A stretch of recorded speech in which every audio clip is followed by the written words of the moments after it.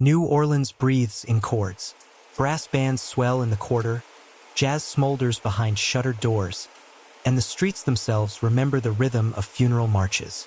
But there is another melody here, a thin, haunted line that threads through the city like a nerve. When it sounds, hearts quicken, mouths go dry, and secrets, long buried, claw their way toward the surface. Welcome back to Somnolent Conspiracies, where we follow the cases that refuse to die. Tonight we step into St. Augustine's, a church older than much of the city around it. Some parishioners will tell you its organ was restored after the Civil War, pipes polished until they shone like a row of knives. They will not tell you who plays it, because no one does. Not anymore. The piece is a waltz, unhurried, sorrowful, circling like a cyclone that never touches down. Witnesses say it begins when no one is there to hear it. And yet the ones who do hear it are the ones with the most to lose. Men and women who have killed and gone home and slept, who have smiled at their neighbors, who believed they were safe from judgment. They step into the sanctuary to cool their heels or to hide from the law, and they come back out screaming the truth. Detective Claire Duval has heard rumors of the music that forces confession. She doesn't believe in haunted instruments. She believes in leverage, alibis, grease under fingernails, and slips of the tongue. But when a fugitive crashed through the doors of St. Augustine's and spilled 3 murders into the street like wine from a broken bottle, the department sent Claire to listen. What she found, she would later say, was not simply music. It was an indictment set to time. The chase had already smeared itself across the quarter. Sirens ricocheting off plaster, footfalls slapping puddles left by afternoon rain. Antoine Marchand ran with the posture of a man who had trained for fear. Torso pitched, head forward, elbows sharp. He cut down Governor Nichols, slipped past a woman balancing a bag of shrimp, and blinked at a sudden him swelling from somewhere ahead. St. Augustine's rose from the damp like a ship's hull, brick dark with age, iron fence giving way to a gravel path and the blunt, weathered steps of the vestibule. The open door was a mouth. Antoine slipped inside. 2 patrol cars screamed past without noticing. A moment later, the sirens died. The quarter returned to its slow exhale. Cicadas, a rattling bike, the wet whisper of tires. Then, from within the church, the first notes trembled. It wasn't loud. If anything, it sounded like a memory of music, a waltz crawling out of old wood. The few people on the sidewalk paused as if someone had called their names. A streetcar clanged 3 blocks away. The organ went on, steady as breathing. 123, 123, a braided figure that rose and fell like someone pacing a hospital corridor. Officer Martinez stepped out of his cruiser and squinted at the doorway. "You hear that?" His partner nodded slowly. "They don't have an evening service." Inside, the nave held late light like smoke. Candles guttered before the statues. In the loft, empty pews waited, their dust like a second skin. And yet the waltz gathered itself, found a spine, and walked. Antoine Marchand appeared in the doorway 3 minutes later, not running anymore. He came out like a man surfacing after a dive gone wrong. Eyes unfocused, lips trembling, one hand pressed to his sternum as if he were holding himself shut. He looked at the officers, at the passers-by, at the sky that had just turned that brief iron blue that comes before night. Then he started to speak. "I killed Henri Devereaux," he said. No one had asked him a question. His voice sounded hoarse, as if it had been dragged across gravel. "I killed him with a hammer in the storage room on Chartres. I washed the blood in the mop sink and I threw the hammer into the river by Crescent Park." Martinez blinked. The second officer stepped forward. The bystanders drew in their breath as one. Antoine swallowed hard, the tendons in his neck standing out like cords. "I killed Maris Fontenot, too, on Flood Street. She scratched me." He held up his forearm. There was a silvery lattice of scars under the sweat. "She said my name. I told her it wouldn't matter. I told her no one would come." A woman in a summer dress covered her mouth. A tourist with a phone hesitated, then tapped record. The church's door yawned black behind Antoine, and from within came that patient, grief-drunk rhythm, turning, turning, turning.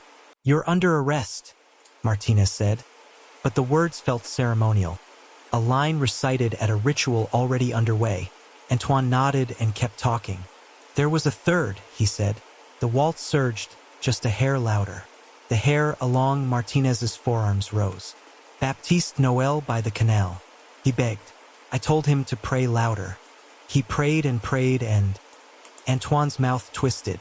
Something in him seemed to catch. He put both hands to his face like a child. "Turn around," the partner said softly. He did, wrists presented without a fight. The cuffs clicked like distant castanets. The phone in the tourist's hand shook. The organ did not stop when the door swung shut. It did not stop when Martinez radioed in. When the small crowd let out a babble that sounded like relief tangled with disgust. It went on, audible through wood and iron, as if the church itself had ribs to vibrate. "That's enough," the partner said to the usher hustling to pull the doors closed. "Church is closing for the night." "I didn't open it," the usher whispered. They locked the doors anyway, as if a padlock could quiet a song. At the precinct, Antoine's confession unspooled with the same inexorable rhythm. He did not ask for a lawyer. He did not bargain. He spoke in detail that felt less like memory and more like inventory. Nail types, distances, a bill for gasoline, a receipt for gloves bought on a cold night 2 winters ago. When Detective Claire Duval arrived, hair pinned back, shirt sleeves neat in the heat, she found him sitting as if he'd just completed a long task to no satisfaction. He lifted his gaze to her and the corners of his mouth twitched upward, not in a smile, but as if something behind him were pulling strings. "Detective," he said, "it's a beautiful church." Claire sat. She had been at a bar near the river with a friend who did not ask about work. She had left a sweating glass on the table and told herself she would come back for it. Now she took out a notepad and a pen she trusted more than any recorder. "Why St. Augustine's?" "It called me," he said. "The church called you." He shook his head. "The tune. I heard it, or I remembered hearing it. Do you understand? It had steps." "Steps?" Claire repeated. "Because suspects often handed you the rope with which they intended to hang themselves." She watched the way he breathed. Shallow, high, like someone bracing for an impact that never arrived. "1, 2, 3, he murmured. 1, 2, 3. The left foot is guilt, the right is memory, and the third is a fall you can't stop." He looked at the mirror on the wall, and for a second pity crossed his face. "Detective, I don't want to hear it again." Claire had nothing to offer to that. She reviewed his timeline, each detail cross-checked, each assertion framed by time and place and the small, meaningless facts that anchor a lie or prove it is not one. The names he gave matched files in the cold case cabinet, cases that had moldered under her hand and others until the paper smelled of dust and failure. The hammer in the river could be found. A diver would go down in the morning. The mop sink would respond to luminol, perhaps even now. The prayers by the canal made her teeth hurt. "Why now?" she asked at last. "Why confess tonight?" He blinked slowly, like someone waking. "Because it started again." "What did?" Antoine looked past her, through the glass, to something she could not see. "The waltz," he said, and began to shake. Claire walked to St. Augustine's just after midnight. The air was thick enough to chew. The quarter's laughter had thinned to the drawn-out vowels of the last drunk. The church sat with its shoulders squared, its windows black, its iron fence gathering moths around the lamp. The lock at the front door was new. It glinted.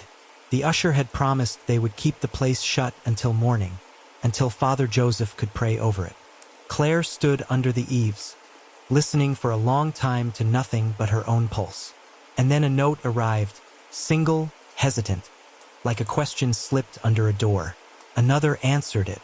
The melody climbed on a ladder only it could see, and Claire felt the hair lift at the back of her neck in a slow wave.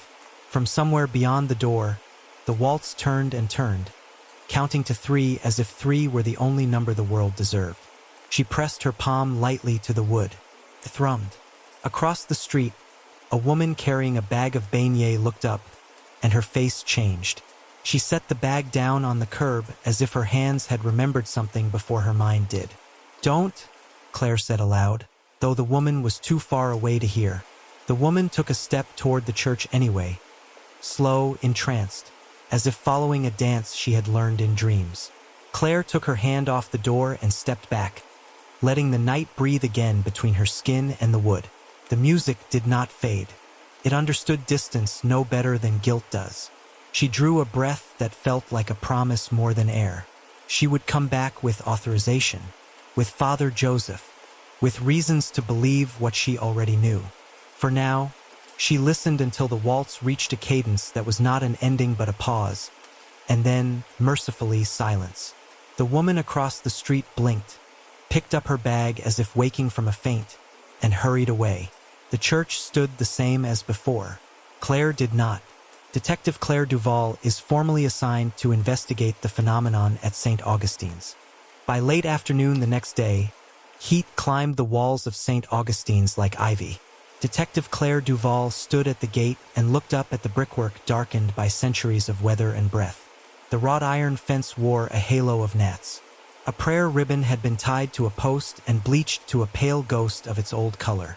The place had the settled posture of an elder who had seen the city through too many weathers to be impressed by a badge. She signed the visitor ledger out of habit. The column for purpose felt absurdly small, so she wrote the truth. Inquiry regarding music. The vestibule held the cool of stone and the faint, sweet smell of beeswax. Someone had polished the pews. Their surfaces shone with the kind of quiet that kept voices low. Father Joseph came out from a sacristy door with a cloth in his hand and worry in the lines beside his mouth. He was in his 50s, maybe older, with a face that had weathered into kindness and sleeplessness in equal measure. The collar was immaculate. The shoes were not. "Detective Duval," he said, "you came quickly." "I did," she said, "and you called back quickly, Father. I have parishioners who will not step inside," he said, glancing toward the nave, "and others who will not stay away. Either way, the door becomes a kind of judgment. I would like," he gestured with the cloth, as if swiping away a thought he didn't want to finish. "I would like this to stop." "Then we agree," Claire said. They walked the center aisle. Dust lifted in grains as the light angled through stained glass. Saints, lilies, a ship riding a green sea, a winged figure caught forever in the act of landing. The organ loft hunched beyond the choir rail like a balcony that had seen too much. "No one plays?" Claire asked. "No one," Father Joseph said. "Not at those hours. Not at all without me knowing. We have 2 volunteer organists. Both are retired. Both have arthritis. Both are devout women who would confess to taking an extra cupcake at a parish bake sale. The locks changed 2 months ago after a rash of thefts in the quarter," he said. "We keep the loft secured, the side doors watched. At night, the church is locked. I have the keys. The usher has a set for emergencies. That's all." He folded the polishing cloth. "I have heard what others have heard. Not every night. Not in any pattern that could be a timer or a prank. Nothing that trusts a schedule." Claire ran a hand along the end of a pew. Her thumbnails caught tiny scratches in the wood. Long ago rings had scored the surface, testimony in thin arcs. "People say it's a waltz. They say many things," he said. "They are afraid. Fear bends ears." His voice stayed measured, pastoral, and then softened. "But yes, it is a waltz." They paused beneath the loft. The organ's facade pipes looked like a mouthful of polished teeth. The carved woodwork held small nicks where generations of choir boys had tapped bored rhythms. Someone had tucked a paper lily into a crack near the railing, a child's handwriting looping a prayer onto the stem. "For my brother to come home." "Let me speak plainly," Claire said. "A fugitive walked in here last night and walked out confessing 3 murders. On record, this is coincidence. Off record, my phone is filling with videos of people crying on the sidewalk, swearing they didn't mean to open their mouths. Off record, I stood outside that door and listened to something I have no name for. I need to observe. I need to be here when it begins." Father Joseph closed his eyes. When he opened them, whatever he had been deciding had decided him back. "After sundown," he said quietly, "I will unlock the front and the loft. You may sit where you like. I will remain with you." "Thank you," she said. "Do not thank me," he said. "Pray that no one else comes inside." Claire spent the hour before dusk walking the block, introducing herself where it would help and keeping quiet where it wouldn't. At Lillian's grocery on the corner, a woman rang up cigarettes for a construction worker who stared too hard at the floor tiles. "You hear the song?" the woman asked Claire when they were alone. Her name tag read Lillian in fading marker. "I hear stories," Claire said. "You'll hear it," Lillian said, and the matter-of-factness of it was an unpleasant kindness. "My aunt says it started when her mother was a girl. My aunt also says you shouldn't wear black to a funeral, so I don't know what any of that is worth. But the boys who come by, the rough ones, they get quiet when it starts. They don't thump their chests, they don't laugh. They stand like dogs that smell rain." "What do they call it?" Claire asked. "The Waltz of Confession," Lillian said, looking briefly embarrassed to be passing on a rumor with a nickname. "The police been in and out before. Same as you. They sit in the back and they leave with headaches." A man in a saint's cap tapped the counter with a quarter. "Lady detective," he said, testing the phrase in his mouth as if it were too sharp to swallow. "You gonna arrest the organ?" "Maybe I'll ask it a few questions first," Claire said. He laughed and left, the bell above the door chiming a weary little flourish. Outside, a cluster of kids played a game with chalk on the sidewalk. 3 beats of a jump rope tapped out a rhythm that made Claire flinch before she could stop it. She forced her shoulders down, as if someone had folded them wrong. At the church again, Father Joseph had propped the door open to let in evening air before the city's heat took it back. He stood in the aisle with a bottle of water and a resolve that looked practiced. A handful of parishioners hovered near the statues, lighting candles with the cautious speed of people who intended to leave before night fell. "Detective," Father Joseph said, "before we begin, I should say what I will say to my bishop, and to any reporter if they darken my door. No one here is conjuring anything. There is no trick. There is only a problem I wish to solve." "I don't do conjuring," Claire said. "I do phenomena and causes." She set her bag on a pew and took out a small digital recorder, a second recorder that ran to a lapel mic, and a palm-sized spectrum analyzer that had seemed like overkill when she ordered it late one insomniac night and seemed insufficient now. "I'm going to place these in a few locations. Loft, nave, vestibule. We'll compare later. And if it plays only in our heads?" Father Joseph asked almost kindly. "Then I'll know where to start looking," she said, and kept moving. The loft stairs were steep and narrow, worn to a shallow saddle in the middle like an old banister. The door at the top had a mortise lock polished by generations of hands. Father Joseph's key found its home with a click that sounded too loud in the hush. The loft itself surprised her. Close, cobwebbed, and practical. Not the Gothic theater she half expected. The organ console sat under a drop cloth like a patient waiting to be uncovered. A book of hymns lay open on the bench, its paper thin as onion skin. The stop knobs were labeled in neat script: diapason, Borden, solitional. Everything smelled faintly of old paper and cold metal. Somewhere inside the instrument, a draft breathed. "We don't cover it at night," Father Joseph said, flipping the cloth back with a rueful little fuss. "We will now. It seems respectful to put a blanket over a thing that troubles you." "Respectful," Claire said, and set one recorder on the console, another near the pipes. She clipped the lapel mic to her shirt and let the cord run to her pocket. "Let's make a plan. If it starts, we stay put. We observe. No one else enters. If someone attempts to come inside, I'll handle the door." "That is too much to ask," he said. "It isn't," she said, "and I'm not asking."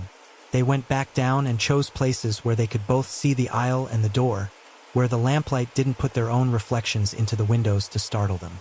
Outside, the sky moved from brass to bruised violet. Cicadas took over as if paid. The parishioners drifted out until only a woman with a silk scarf remained, whispering to a candle that refused to catch. "Does your department believe you?" Father Joseph asked. "My department believes in results," Claire said. "If a song is scaring men into telling the truth, Someone in a suit will declare that a public service and try to build a policy around it. You sound tired. I am. They sat with the church's old noises, wood ticking as it let go of heat, a vent clicking, the distant sluice of a streetcar changing tracks. Claire wrote the time in her notebook, then wrote nothing yet, a phrase that had seen her through worse. She didn't tell the priest that she had not slept more than 2 hours, that the space behind her ribs had held the shape of a melody as if she had swallowed a key. While they waited, a pair of teenagers stuck their heads in, looked around, then left with exaggerated slowness, the way the young will perform bravery if they can't feel it. The silk scarf woman finally succeeded with her candle. The flame gulped air like a newborn, and she pressed her fingertips to her lips and went. Everyone hears it a little differently, Father Joseph said into the quiet. Some say it's a waltz. One man said it was the sound of his mother humming as she sewed. Another heard a lullaby. But when I sang the notes to a choir member, she told me it was the same melody each time. Perception bends around fear, Claire said. Then, because the priest had offered something of himself, added, and around love. He looked at her as if weighing both words. Do you have family here, detective? Not the kind that listens to the radio, she said, and let the smile be small. The light dimmed as if someone had turned the city 1 degree farther from the sun. Shadows lengthened like spilled ink. Father Joseph rose and closed the door, leaving it unlocked as they had agreed. Claire checked her devices. Red lights blinked steady little heartbeats. She took off her shoes and lined them neatly under the pew, a small act of ownership in a place that wasn't hers. All right, she said to the church, the way you say it to a witness who won't meet your eyes. We're here. The knave said nothing back. A minute became 10. 10 became a half hour. Night thickened. Across the street, a saxophone tried a blues phrase twice and gave up. The city thinned to its late-hour self, honest in the way only tired places are honest. Claire's pen hovered. She waited for the first note like a diver waits for the surface. Certain it exists, less certain it will be where she left it. Nothing came, which was its own kind of dread. She felt the anticipation unwind from her spine 1 vertebra at a time, felt the embarrassment of having prepared and been stood up, felt anger rise, which she could use. We'll stay, she said, as much to herself as to the priest. Till midnight. He nodded and settled, hands folded like a man beginning a vigil he hadn't planned on surviving. Claire glanced at the loft, just a shadow over the sanctuary, and imagined herself climbing those stairs in the dark. She didn't believe in haunted instruments. She believed in leverage. She believed in circuitry, in drafts, in pranksters who built themselves altars of attention. She believed in grief that found an echo and called it God. But most of all, she believed that if you sit long enough in the right place, the city will show you what it's hiding. She wrote another line in her notebook. Prepare equipment for overnight stakeout. Then, below it, bring earplugs. The joke steadied her handwriting. Outside, the church bell marked the hour with a tone that belonged to metal, not to mind. It rolled through the nave and out into the neighborhood, and dogs barked, and someone laughed in the distance as if there were still reasons to. Claire closed her eyes and counted to 3, not to conjure anything, only to give her impatience a shape. 1, 2, 3. When she opened them again, she was ready. Claire secures permission and equipment to conduct a night-long observation inside St. Augustine's, preparing to confront the phenomenon directly. They began the stakeout at 10, when the neighborhood's noise thinned enough that small sounds could stand up and be counted. Detective Claire Duval checked her equipment one last time. 2 digital recorders blinking their patient red, a lapel mic feeding a third device, a pocket-sized spectrum analyzer that drew sound as a city skyline, and a cheap body cam she'd borrowed from a patrolman who swore by it mostly because it never worked right. Father Joseph sat 3 pews back with a rosary he didn't move. The church smelled of beeswax, cooled stone, and, beneath that, something metallic that could have been old pennies or imagination. Midnights when it favors us, he murmured. Phenomena like drama, she murmured back, and wrote the time. At 11:37 p.m., a breeze pushed through the vestibule and made the sanctuary lamp flicker. Claire lifted her head as if someone had called her from a long way off. The analyzer's line stayed flat. She told herself the draft had a route. The roof vent to the choir screen to the open fanlight above the south door. And the thought calmed her the way the names of bones had calmed her once during an autopsy. Name a thing and you can hold it. 11:58. The city pitched itself to the edge of tomorrow. Across the street, the lone saxophone tried a lick and found its footing, then fell silent as if a hand had rested gently over the bell. Claire dried her palms on her slacks and made a note she would later pretend was about equipment placement. At midnight, the first note came. It wasn't sound, not at first. It was a pressure behind the eyes, a soft weight on the sternum, a suggestion that the room had taken one step to the left without moving. Claire's pen halted. The spectrum analyzer showed nothing but the electric hum of the church lights and the shy teeth of ambient air. And yet her spine recognized a rhythm. 1, 2, 3, 1, 2, 3, as unmistakable as a heartbeat counting in a language older than blood. Father Joseph closed his eyes. His fingers did not move on the rosary, but the knuckles whitened.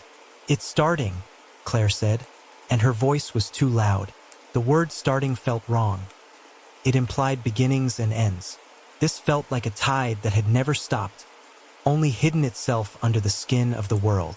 The second bar rose from the loft, not from the console or from the facade pipes, but from the volume of space itself, empty as a held breath. A waltz. Unhurried, mournful, each phrase circling back to where it began as if to test the floor for weaknesses. The sound, if it could be called sound, threaded itself into the rafters and down the pillars and along the pews until the entire nave seemed to lean toward its source. Claire stood. "Stay here," she told the priest. She didn't wait for assent. Didn't dare, because hesitation might let the thing touch her first. She slipped off her shoes and took the aisle in stocking feet, moving quick as if speed could outrun dread. The steps to the loft waited like a dark throat. At the foot of the stairs, the pressure increased. Not loudness, but insistence. The melody found a figure, repeated it, and in the repetition Claire felt a hand at the base of her skull, gentle, guiding. Turn, turn, turn. She put one hand to the banister. The wood was cool, dented by generations of supporting bodies that had been tense for lesser reasons. She climbed. Halfway up, the waltz shifted. It lost the softness and took on the clean, clinical structure of a rehearsal pianist laying down a tempo for a nervous soloist. Claire felt her breathing sink without permission. 1, 2, 3. She realized she was counting along in her head and forced herself to stop. The counting started again on its own. Don't let it set the pace, she thought, and her brain, stubborn, tried to skip beats. The melody corrected her. 1, 2, 3. At the landing, she paused and spoke into the lapel mic. 12:01, she whispered. Melody present. No visible player. No visible movement of. Her voice broke off because the console sat with the dust cover neatly folded back just as she had left it, and the ivory keys were still, and the stop knobs pointed like obedient soldiers to their labels. No bench creaked. No bellows sighed. Yet the organ was playing. Not air through pipes, if her ears could be trusted. Something older than that. She crossed the loft, slow as at a crime scene where stepping wrong would erase the only footprints. The facade pipes rose before her like a wall of spear points. Up close, their mouths looked like wounds. She reached toward one and felt a breath colder than the room exhale from it. Not a draft, but the suggestion of a draft, the memory of breath moving through a throat long after the body was gone. "Father," she said, not turning. She didn't need to. The priest's presence below held its place in the geometry of the moment like a tally mark scratched into a door. "Do you hear it?" "Yes," he said. His voice came up to her as if through water. "It is strong tonight." The music rose a step, then another, then stepped down, returning to the figure it loved. Claire's mouth went dry in an instant, dryness like shock or like shame. She tried to lick her lips and discovered her tongue had forgotten the order in which saliva and muscle cooperate. "Claire," the waltz said, not in words, in the pivot of the phrase, in the swing of the third beat, in the way the cadence held for half a breath before resolution. Claire, as sure as if someone had put a hand on her shoulder and leaned close enough for breath to fog her ear.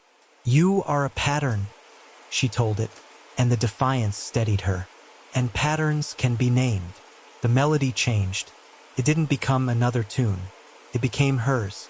She recognized it the way you recognize yourself in a storefront window when you hadn't intended to look. A quick flinch at the angle of the jaw, the tilt of the head, the unguarded thing your face does when it isn't aware of itself. Guilt unspooled like a tape that had been waiting, cued to the exact moment. She saw, no, felt. The cheap apartment kitchen at 22. The microwave clock blinking 12 o'clock forever because she never said it. The phone face down on the counter while a number lit the screen again and again. Mom. She had let it ring. She had let it ring because she had been tired and angry and petty. And in the morning the accident had already happened, and the call would become the last one she would never answer. She tasted the copper of it on her tongue as if shame had a mineral content. Her throat opened. "Stop," she said aloud. To herself, to the music, to the past she had managed so carefully to file under irrelevant to present operations. "Not yours." She dug her nails into her palms and counted. Not the waltz's count, but her own, 4, 5, 6.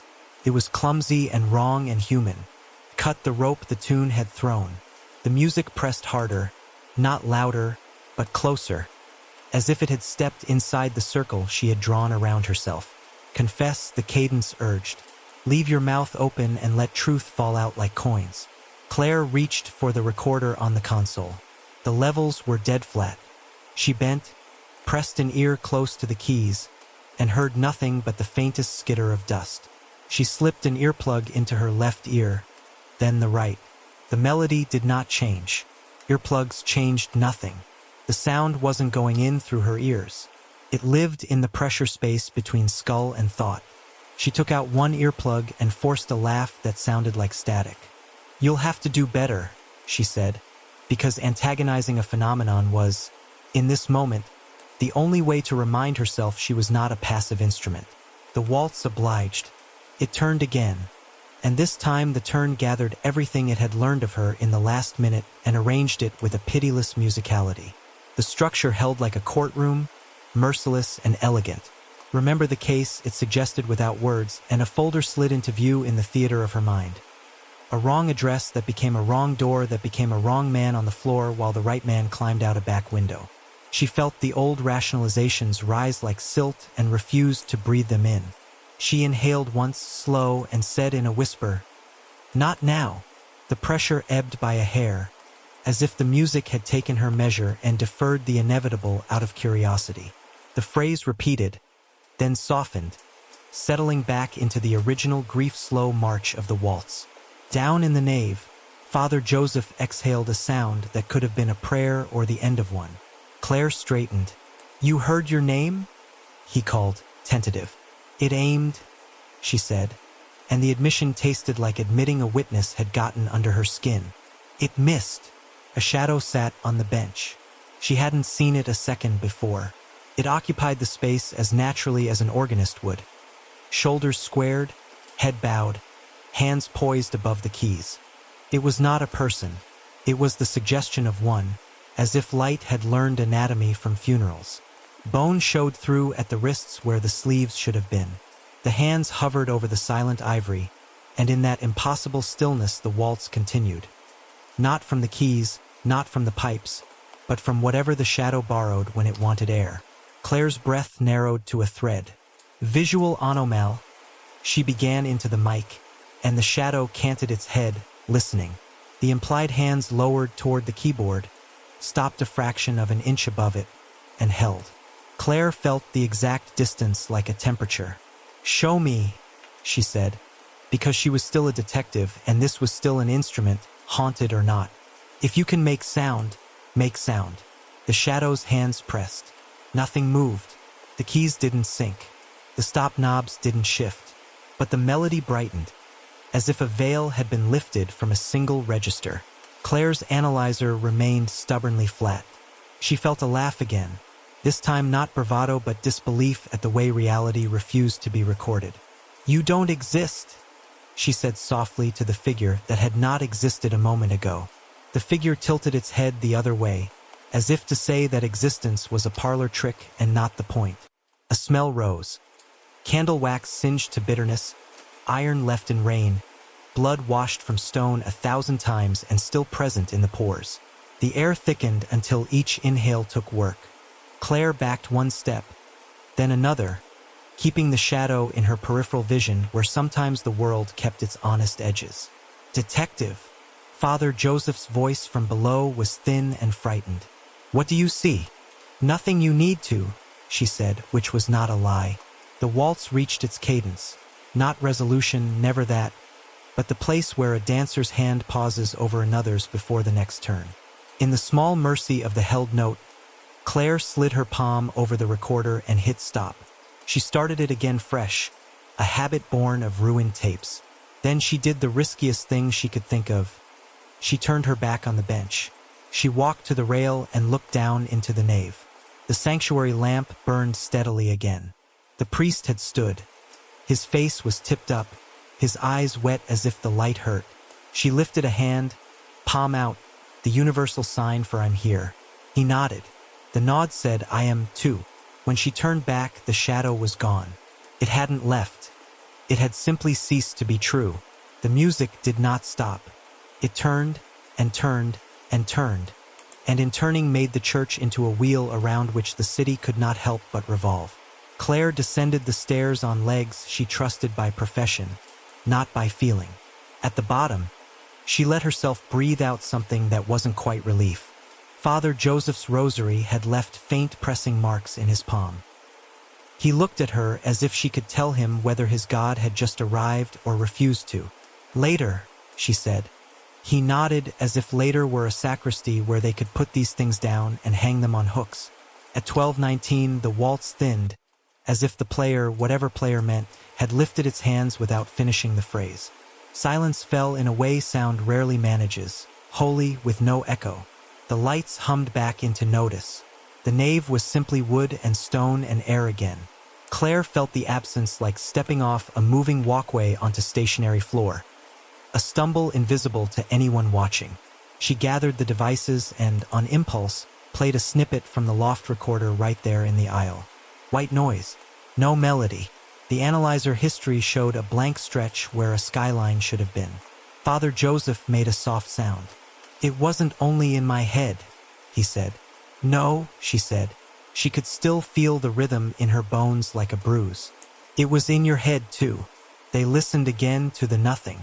Claire labeled the files anyway, time, location, notes on perception, because procedure was the rope she carried into caves. On the way out, she paused at the threshold and wrote, "Playback silent, subjective experience intense. Non-acoustic transmission suspected. Visual anomaly at console. Non-physical interaction. Avoid direct engagement. Maintain counter-rhythm strategy. Request controlled test." Then lower, "Don't let it pick the steps." Outside, the saxophone across the street started up again, brave and human and wildly imperfect. Claire stood in the doorway and let the wrong notes be a benediction. Claire's recordings capture nothing, confirming that the waltz bypasses ordinary sound. She resolves to test the phenomenon against multiple subjects to establish a pattern of compulsion. Morning made the quarter smell like damp brick and chicory. Detective Claire Duval took her coffee bitter and the case files sweeter than she liked. Transcripts, custody logs, body cam timestamps, intake photos with the eyes blurred by too much truth at once.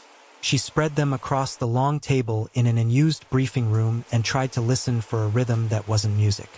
5 confessions tied to St. Augustine's in the last year. More if you widened the net and relaxed your standards. Fewer if you closed your eyes and called it coincidence. Claire didn't close her eyes. She pinned the names to a timeline and watched the line bend like wire. 1. Antoine Marchand, 3 homicides, confessed after stepping out of the church at 8:13 p.m. Pattern. Coherent narrative, high detail, no counsel requested, tone almost relieved. 2. Marla Chin, hit and run on Elysian Fields, months cold. She entered the church to light a candle for her mother. According to her own words, which collapsed under cross-examination into, "I don't remember deciding to go." She came out 30 minutes later and told a passing couple she had run over the night itself. The couple called it in. She repeated the confession at the station with dates, a license plate she had replaced, the location of a cracked headlight still in a friend's garage. 3. Darius LeBeau, bar fight that had never been a fight, if you believed the victim's broken ribs.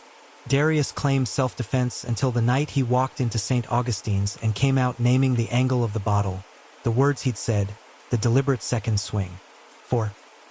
Isabel Rance, quiet, a nurse, poison in a coffee cup for a husband whose will had grown inconvenient. She had never been a suspect.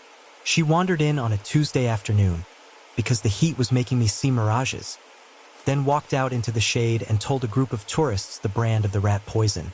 5. Hector Villalobos, armed robbery that spun wild in a corner store when the clerk moved too fast. Hector had kept his mouth shut through arraignment, through months of public defender strategy. Then he veered off a bus route, crossed 2 blocks like a sleepwalker, pushed the church door open, and knelt. He spoke his confession into his own cupped hands as if into a phone. Different crimes, different times. Same door. Claire opened the audio from each interview in turn, not for content but for cadence. She listened to Marla say, "I wanted to lie, but the words, they lined up like steps." She listened to Darius, voice ragged and furious with himself. "It made me say it the way it really happened, like my mouth remembered more than I did." Isabel murmured, "The song didn't blame me. It only wanted the shape of the truth." Hector, crying without sound, "It knew me. It knew me, and it didn't even hate me."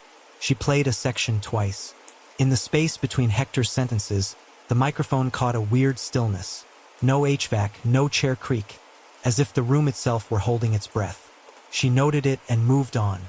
The stillness didn't prove anything. Silence was cheap in a building that had learned to conserve it. On her second pass, she caught something better. When each subject was asked to describe the music, the words changed but the intervals did not. Marla called it a lullaby, Darius a funeral hymn, Isabel a waltz like I danced as a girl, Hector something from a radio station they only get in heaven or hell, I don't know which. But when the detectives in those interviews, some good, some sloppy, asked them to hum it, the pattern matched. Claire dragged the bar to the start of each hum and overlaid the clips in her software. The waveforms didn't sing. Someone else would have heard coincidence. But the steps matched. Up a minor third, down a second, a turn, a held tone like a breath caught and never exhaled.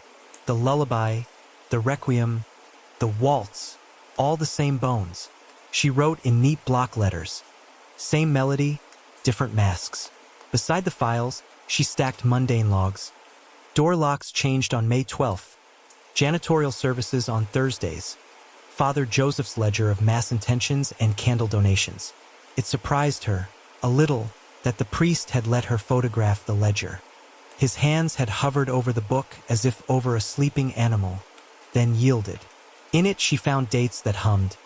Spikes of candles for souls in purgatory, on nights when the police blotter recorded sidewalk confessions. Names repeated, widows, mothers, men with rough hands who wrote for strength in cramped block letters. She mapped confession times against church access. 2 were during open hours. 3 were after dark, when the doors were supposed to be locked. Keys moved. An usher swore he had shut the door at 9 and found it ajar at 1:15. No pry marks, no salt on the sill, no chalk circle broken. Just air that had been somewhere and then somewhere else. Claire checked Antoine Marchand's property inventory. No earbuds, no phone. Isabel had carried a phone. Her call log was empty for the hour she claimed she was just cooling off. Darius had a busted pair of headphones in his hoodie. One side dead. She flicked through photos of their hands. For showed the crescent marks of fingernails pressed into their own palms.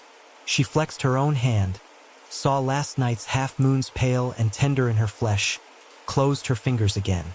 She went to evidence and asked them for anything recovered from the church in the last 6 months.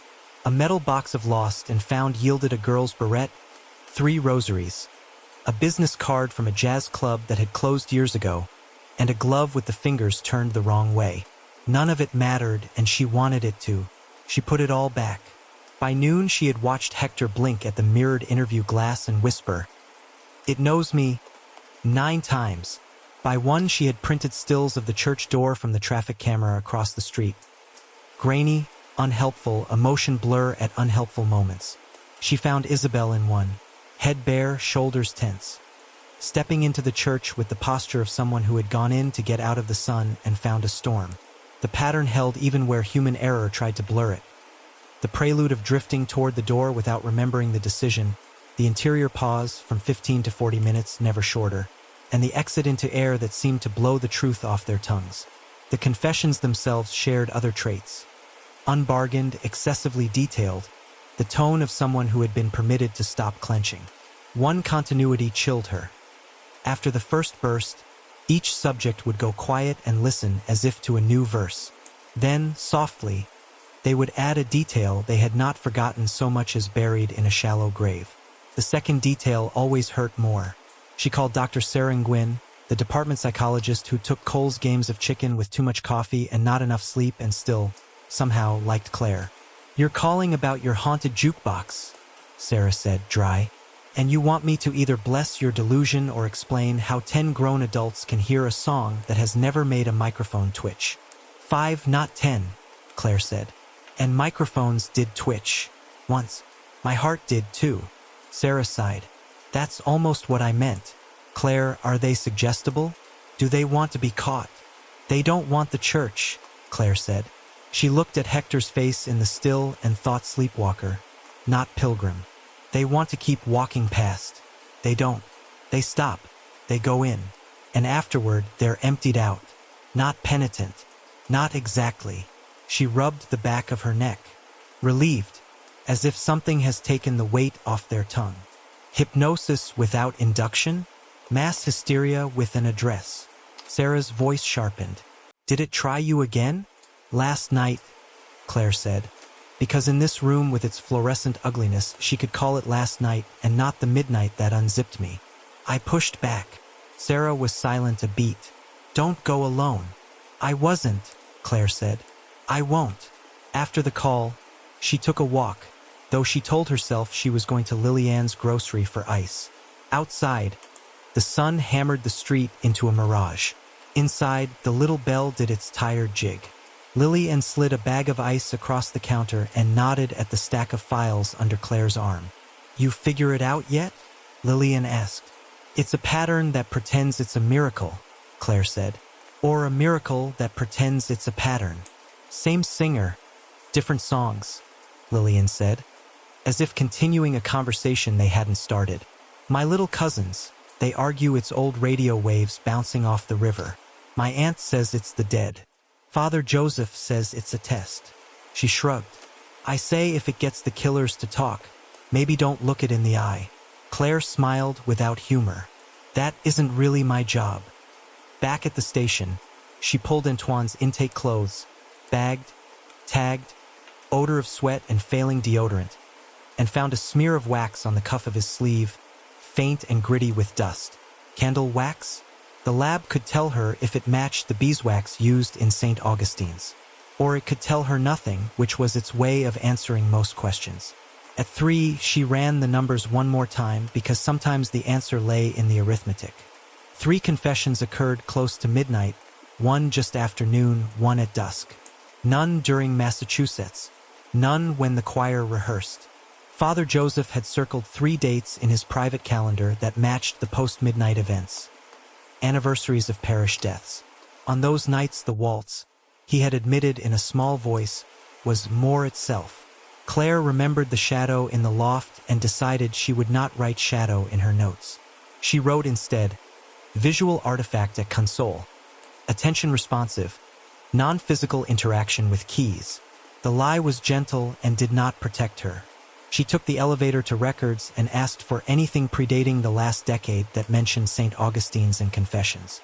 The clerk rolled his eyes, then warmed to the hunt and brought her news clippings, a pamphlet about the church's restoration, and a brittle photocopy of a letter from 1974 in which a parishioner complained about the strange nocturne that had driven her husband to drink. The word waltz appeared in print for the first time in a 1992 article that also called the phenomenon good for tourism. Claire disliked that enough to fold the paper on its line of smarm. She took everything back to the briefing room and stood over the table until the files blurred and then focused again. You can build a superstition out of repetition. You can also build a case. She wrote her summary in the plainest possible language, the way one writes instructions for a dangerous machine. A multiple subjects, unrelated, drawn to same location without conscious decision. The post-entry time window consistent, 15 to 40 minutes. Exit followed by involuntary verbal confession, high factual accuracy. Descriptions of perceived music vary in effect but match in interval structure. Humming samples align. No acoustic trace on devices. Phenomenon perceived internally. Non-airborne transmission suspected. The after effect. Subjects report relief, exhaustion, occasionally nausea or bleeding from nose/ears. Medical follow-up pending. Phrase reported independently. The music knew me. She underlined the last. It had the sting of a truth she didn't like. Whatever happened in the church was not indiscriminate. It was specific. It sorted. It chose. It recognized. At the bottom of the page, because she was a detective even when the world tried to unmake the job. She wrote a question that would point the next day's work. What is the organ? Who built it? Who touched it last when it became the thing it is? She closed the files and felt the echo of the waltz in her bones like fatigue that had learned a tune. The sun was low, the city returning to the hour when music crawled out of apartments and sat on stoops to breathe. She thought of Father Joseph standing under the loft with his hands like closed books. She thought of Sarah saying, "Don't go alone." She thought of the shadow's hands, the exact space between them and the keys. She didn't believe in haunted instruments, but she believed the pattern had a beginning. With the confessions aligning too neatly to dismiss, Claire concedes the phenomenon may not be a trick and resolves to trace the organ's origin and restoration history to find the first wound in the melody. The Archdiocesan Archives lived behind an unremarkable brick facade on Chartres, a building whose windows held their own breath. Detective Claire Duval signed the visitor log, surrendered her penknife and phone, and followed an archivist named Sister Agnes into cool, paper-scented dimness. The room had the polite hush of a courtroom. Boxes were labeled in a tidy hand. Brass lamps made islands of light on long tables. "We keep parish ledgers by decade," Sister Agnes said, her voice a careful instrument. "St. Augustine's runs fat. They write everything down. Hymnals purchased, candles counted, who tracked mud on the nave in spring of 42. "I'm interested in the organ," Claire said. "When it was installed. Who donated it? Any restoration logs?" Sister Agnes brightened. Puzzles were a common language here. She wheeled out 3 gray boxes and set them down as gently as if they contained newborns. "Start with 1867 to 1875, she said, tapping the lid. "Post-war is when the parish rebuilt its voice." Inside, the leather-bound ledger had softened with a century and a half of fingers. Claire turned pages of sacristy expenses and deliveries until the neat columns gave way to a paragraph written in a different hand. Looping, precise, and urgency hiding in the flourishes. June 14, 1868. Received a most generous donation toward the purchase of a new organ.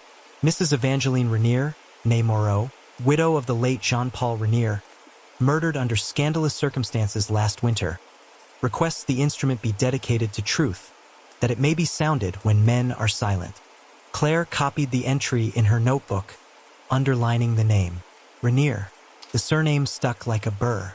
She turned another page and found a receipt. The ink bleached to brown. Maison Lefebvre and Son, Organ Builders, Rue Conti, New Orleans. 1-1, pipe organ, 44 ranks, case in walnut. Delivery to St. Augustine's, Tremé. Payment remitted in 2 installments, the second provided by Mrs. E. Rainier. A separate scrap was pinned to the page with rusted thread. Claire eased it free.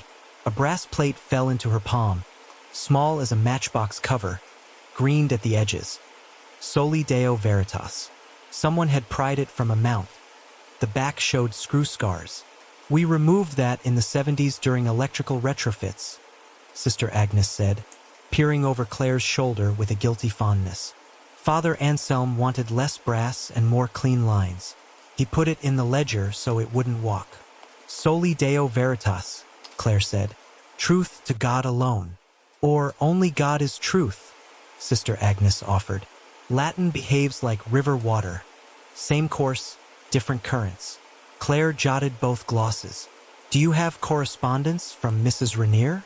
Sister Agnes hesitated, the way a witness sometimes does when weighing the relevance of indulgent detail. Then she fetched another box and lifted out a folded letter tied with thread. Reverend Malachi Thibodeau, the letter began in an even hand. I am grateful you will accept an instrument that should not be refused. My husband's blood is not yet dry in memory. Let this organ draw speech from the stoniest hearts. Let no killer kneel within these walls and remain unnamed. If I have sinned in this desire, let God and I settle it when he is ready. In the meantime, keep the keys covered when not in use. Metal remembers. Claire read the last sentence twice. Metal remembers. She did not write it down. She knew she wouldn't forget it. Do you know where Mrs. Rainier lived? She asked. The Rainier tomb is in St. Louis No. 1, Sister Agnes said. Above ground. Like most things worth remembering here. Claire closed the ledger and stowed the brass plate in a plastic evidence sleeve with Sister Agnes's reluctant blessing. So long as you return it. As she signed the temporary removal tag, the archivist added, almost shyly, I have heard notes here late at night when the elevator groans. It is likely the machinery, but my heart assigns it other causes. We assign so many things other causes. I'm trying not to, Claire said, and meant it. Pell and Wilder Organ Repair occupied a cinderblock shop off Claiborne. Its bay door opened to a yard where organ pipes leaned like gray stalks. The place smelled of sawdust, metal filings, and old varnish. A radio muttered a Saints Call-in show with the volume turned down to barely there. A man in his 60s with forearms like hammers and a face that remembered 6 presidents looked up from a workbench. You're lost or lucky, he said. Either way, I'm Noah Pell. Detective Duval, Claire said. You worked on St. Augustine's? He looked pleased and annoyed in equal measure. Everyone wants to hear ghost stories and no one wants to pay for a proper humidity system. What's your flavor? History, Claire said. And composition. Noah wiped his hands and beckoned her deeper into the shop. He gestured toward a rack holding a half-dozen dented pipes. These are old Lefebvre pipes from that era. Tin-lead alloy, some with higher iron content on the mouths. The war made metal weird. People repurposed what they could. We find bullet-shaved pewter in flutes, bell metal in trumpets, you name it. Could non-standard metal change how an organ behaves? Claire asked. Change the sound, sure. Change the behaving, well. He shrugged. Musicians swear their instruments have personalities. Builders swear back. The truth is somewhere between metallurgy and myth. But St. Augustine's, he considered. That one has a temperament. You've heard it do things with no air on, Claire said. She didn't couch it as a rumor. Let him contradict her. He grunted. 30 years ago, my journeyman Eduardo went up to dust the facade. Came down white as the plaster angels. Said the pipes hissed at him while the bellows were still unplugged. I went up. Nothing but drafts and birds in the roof. Except, he tapped his chest. It felt like standing too close to a generator that hair-up pressure. I told him to go home. He quit a week later and moved to Lafayette to tune pianos. Claire walked to a pipe and touched its lip. Cold. Smooth. A mark stamped into the metal caught her eye. Not a maker's initials, but a small oval with 2 links crossing. She traced it with her thumbnail. That's a foundry mark, Noah said. Marigny Ironworks. They sold blanks for everything, railings, fences, even early pipe casings. That crossed links oval turns up on strange orders. Funny thing to put on an organ's mouth. Strange how. Special runs, scrap melts, Noah said. Jobs nobody filled out paperwork for cleanly. Reconstruction days were dirty. Everybody pretended to be rebuilding. Half were stripping copper out of the walls. If your donor paid cash, nobody asked names. Mrs. Rainier paid cash, Claire said, as if testing a plank that had to bear weight. Noah's brow folded. Then you should look at the city notarial archives. Lefebvre filed shipping manifests there when he wanted to impress the fancy clients. And check Street Bernard Foundry records if they let you. A lot of that stuff got waterlogged and pitched after Katrina, but some of us saved what we could. Alphonse Guidry, God rest him, kept a ledger like a miser. And the organ's temperament? Claire asked. How owners describe it. The priests call her she when they forget themselves, Noah said. They say she's obstinate. I call her unreliable. I voiced that instrument 3 times, and each time I left it with the feeling you leave a stubborn friend at a bar with someone you don't trust. He caught himself, embarrassed by the confession to a stranger. You didn't hear that. I did, Claire said, and it helps. He hesitated, then added, there's a thing workmen say, old men talking when they should be measuring. They say if you press your ear to the Borden 16-foot pipe at St. Augustine's after midnight, you'll hear whispering like wind in a bottle. It's nonsense. But men I trusted wouldn't do it a second time. Metal remembers, Claire said. Noah looked at her sharply. Who told you that? An old letter. He nodded, relieved the phrase hadn't crawled out of his head. Then you already know more than I can prove. The city notarial archives belong to another century. A room of red leather chairs and a librarian who disapproved of humidity with his whole person. Mr. Melvin Tate slid a fat, cloth-bound volume across the counter with a sigh at her request for Lefebvre and Son manifests. Claire paged through columns of measurements and destinations until the line she needed presented itself. August 2nd, 1868. Shipment of 44 ranks, walnut case, destination St. Augustine's, Tremé. Pipes cast by Marigny Ironworks under special order. Payment completed via private instrument. No amounts, no donor listed. But across the margin, in a different hand, a pencil notation. Widow Ardot insisted on inspection of pipes before voicing. Claire looked up. You keep the private instruments? Lady, Mr. Tate said. If I did, I'd be a target. She smiled. Humor me. He smiled back, and it was not kind. Humor yourself, he said, and went to water a fern. Claire copied the line. A map was forming. Money moved quietly. Metal marked by crossed links took on a second life. A widow demanded a kind of control donors rarely asked to exercise. On her way out, she stopped at St. Louis No. 1. Tourists clustered near Marie Laveau's tomb, leaving rum and lipstick X's. Claire bypassed the living legend and found the Rainier family vault. A slab of stone, the name cut clean, a small relief of a lyre above the lintel. Someone had tucked a ribbon into a crack. Black, frayed, faded to brown at the edges. The city's sun and rain had scrapped it for parts and left it hanging anyway. A groundskeeper swept dust with a cornstraw broom. You looking for ghosts, ma'am? Just names, Claire said. Names are the only ghosts left, he said, and kept sweeping. She touched the cool stone and felt nothing but the stone. She wanted that to disappoint her more than it did. Back at St. Augustine's, Father Joseph met her at the sacristy door with the wary look of a man expecting either news or contagion. Claire set the brass plate on the table, the Latin catching the room's late light. We had that under the console until Father Anselm's tidy years, he said softly. I always thought removing it made the organ sulk. Did your predecessors write about the music? Claire asked.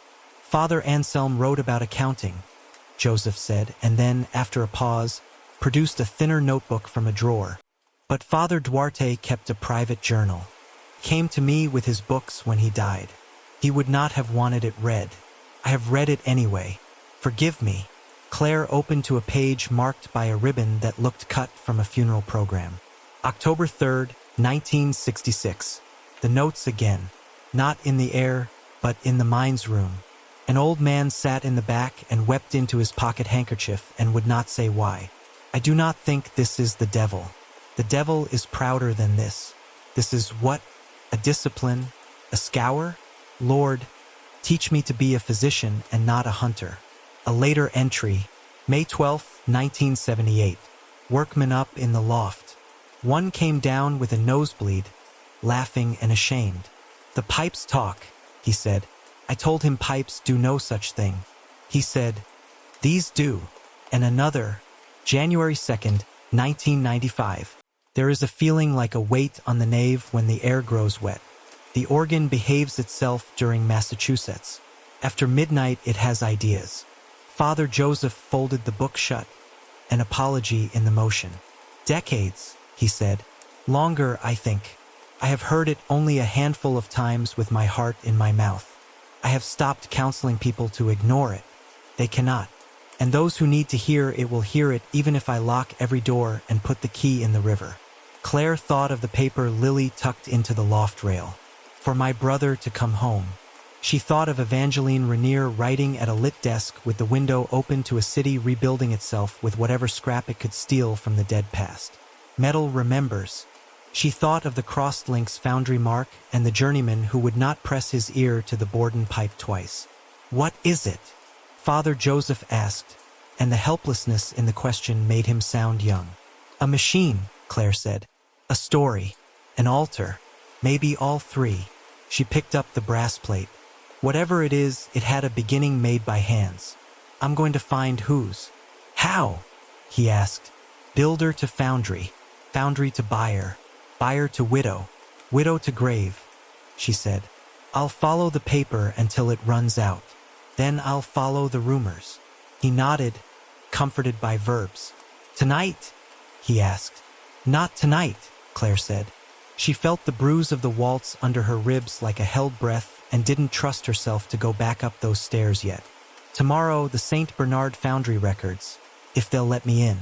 After that, anyone left alive who touched that organ and remembers what it did to them. She slid the journal back across the table. Father, those entries. May I copy them? You may, he said, but write them in your own hand.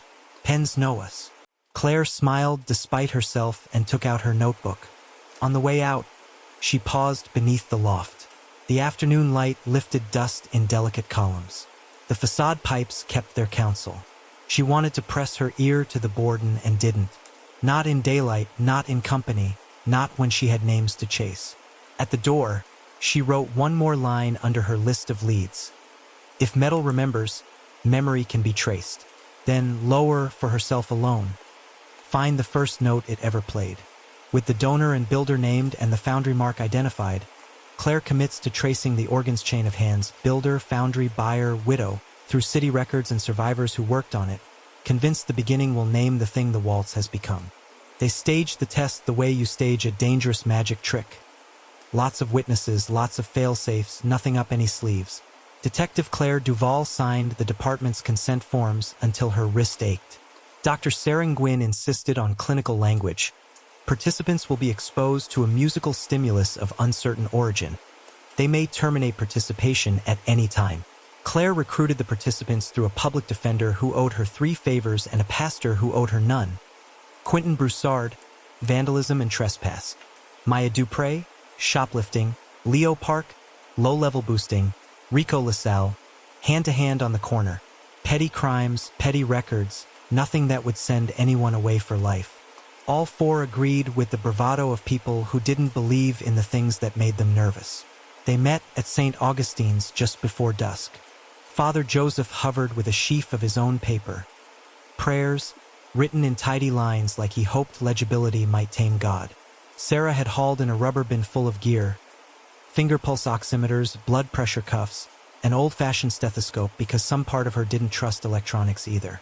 Claire, keeping her promises, brought decibel meters, 2 recorders, the spectrum analyzer, and a body cam. Ground rules, she told the 4. They stood in the aisle under the cooled gold light like a jury that had been dragged in off the sidewalk. You can stop at any time, no penalty. If you feel dizzy, nauseated, panicked, say so. If you feel like saying something you came here to not say, step back from the center aisle and sit. You don't have to be brave. Brave is boring, Quentin said, pushing shaggy hair behind his ear. He was 19 and wore a grin like a cracked coin. I'm not scared of church, Maya murmured, arms wrapped, eyes on the floor. Nobody said anything about church, Rico said and laughed. It didn't reach his eyes. Leo said nothing. He had the posture of a man who knew where every exit was, even in houses of God. Sarah clipped the pulse oximeters to forefingers and snugged cuffs around biceps. She took baseline readings and called them out. Quentin, 78. Maya, 82. Leo, 76. Rico, 88. Claire wrote the numbers. The act of writing laid rails under the night. They separated the participants to keep contagion of suggestion from doing the phenomenon's work for it. Quentin in the front left pew, Maya halfway back on the right, Leo near the vestibule, Rico standing under the loft with his hands cupped in his sweatshirt. Father Joseph sat near the altar, rosary still. Claire took the center aisle, body cam on, the spectrum analyzer resting on a pew like a book. "We'll go until midnight," she said. "You mean," Quentin said, trying the line out, "until the song starts." "That's not what I said," Claire answered, and made sure her voice didn't smile. They waited. The church shifted into night. A moth battered itself idiotically against the sanctuary lamp and then learned to live with light. Outside, tires hissed, a bus sighed, laughter climbed and fell. At 11:12, Maya flinched as if a cold hand had slid under her collar. Sarah leaned in, checked her pulse. 96, she mouthed at Claire. The decibel meter stayed flat in its little frown. At 11:26, Leo's jaw clenched as if he were grinding a tooth. His eyes watered. He blinked hard and wiped them with the sleeve of a jacket whose elbows had known chain-link fences. "I hear something," he said, voice low and distrustful of itself. "Like my grandma when she ironed. Humming." Claire noted the time. "Describe it," she said. 3. "The steps is 3, he said, annoyed with himself for knowing the answer. "I don't." He cut off on a breath. The spectrum analyzer mapped only the church's electricity and their collective breathing. 11:41. The pressure arrived, a gravity change in the room. Claire felt it tighten down along her spine like an extra vertebra snapping into place. She resisted the urge to look up at the loft. Looking didn't matter. The source was a shape that didn't admit to having a place. The waltz began. Not in the air, but in the mind's bone, as always counting without noise. "Talk to me," Sarah said softly to Maya. "What do you feel?" "Like I told a lie and somebody knows," Maya whispered. "Like they're gonna say it for me if I don't." "That's a common physiological response to..." Sarah started, then stopped. Her own hand had crept to her throat. She took it away deliberately. "Leo," Claire said, voice even. "Stay with me.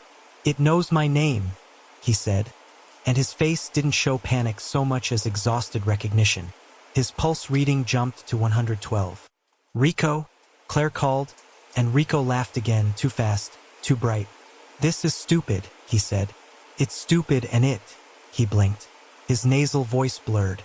A thin thread of blood appeared at his left nostril, bright and shocking against his skin. He wiped it with the back of his hand, looked at the smear dumbly, as if expecting it to be someone else's.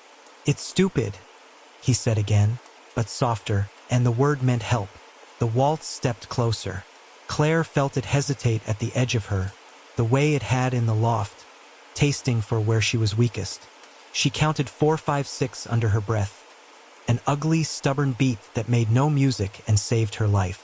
She imagined the number 4 as a cross-down bus, the number 5 as a cracked plate, the number 6 as a shoe left under a bed. She gave the numbers faces. She built a stupid army.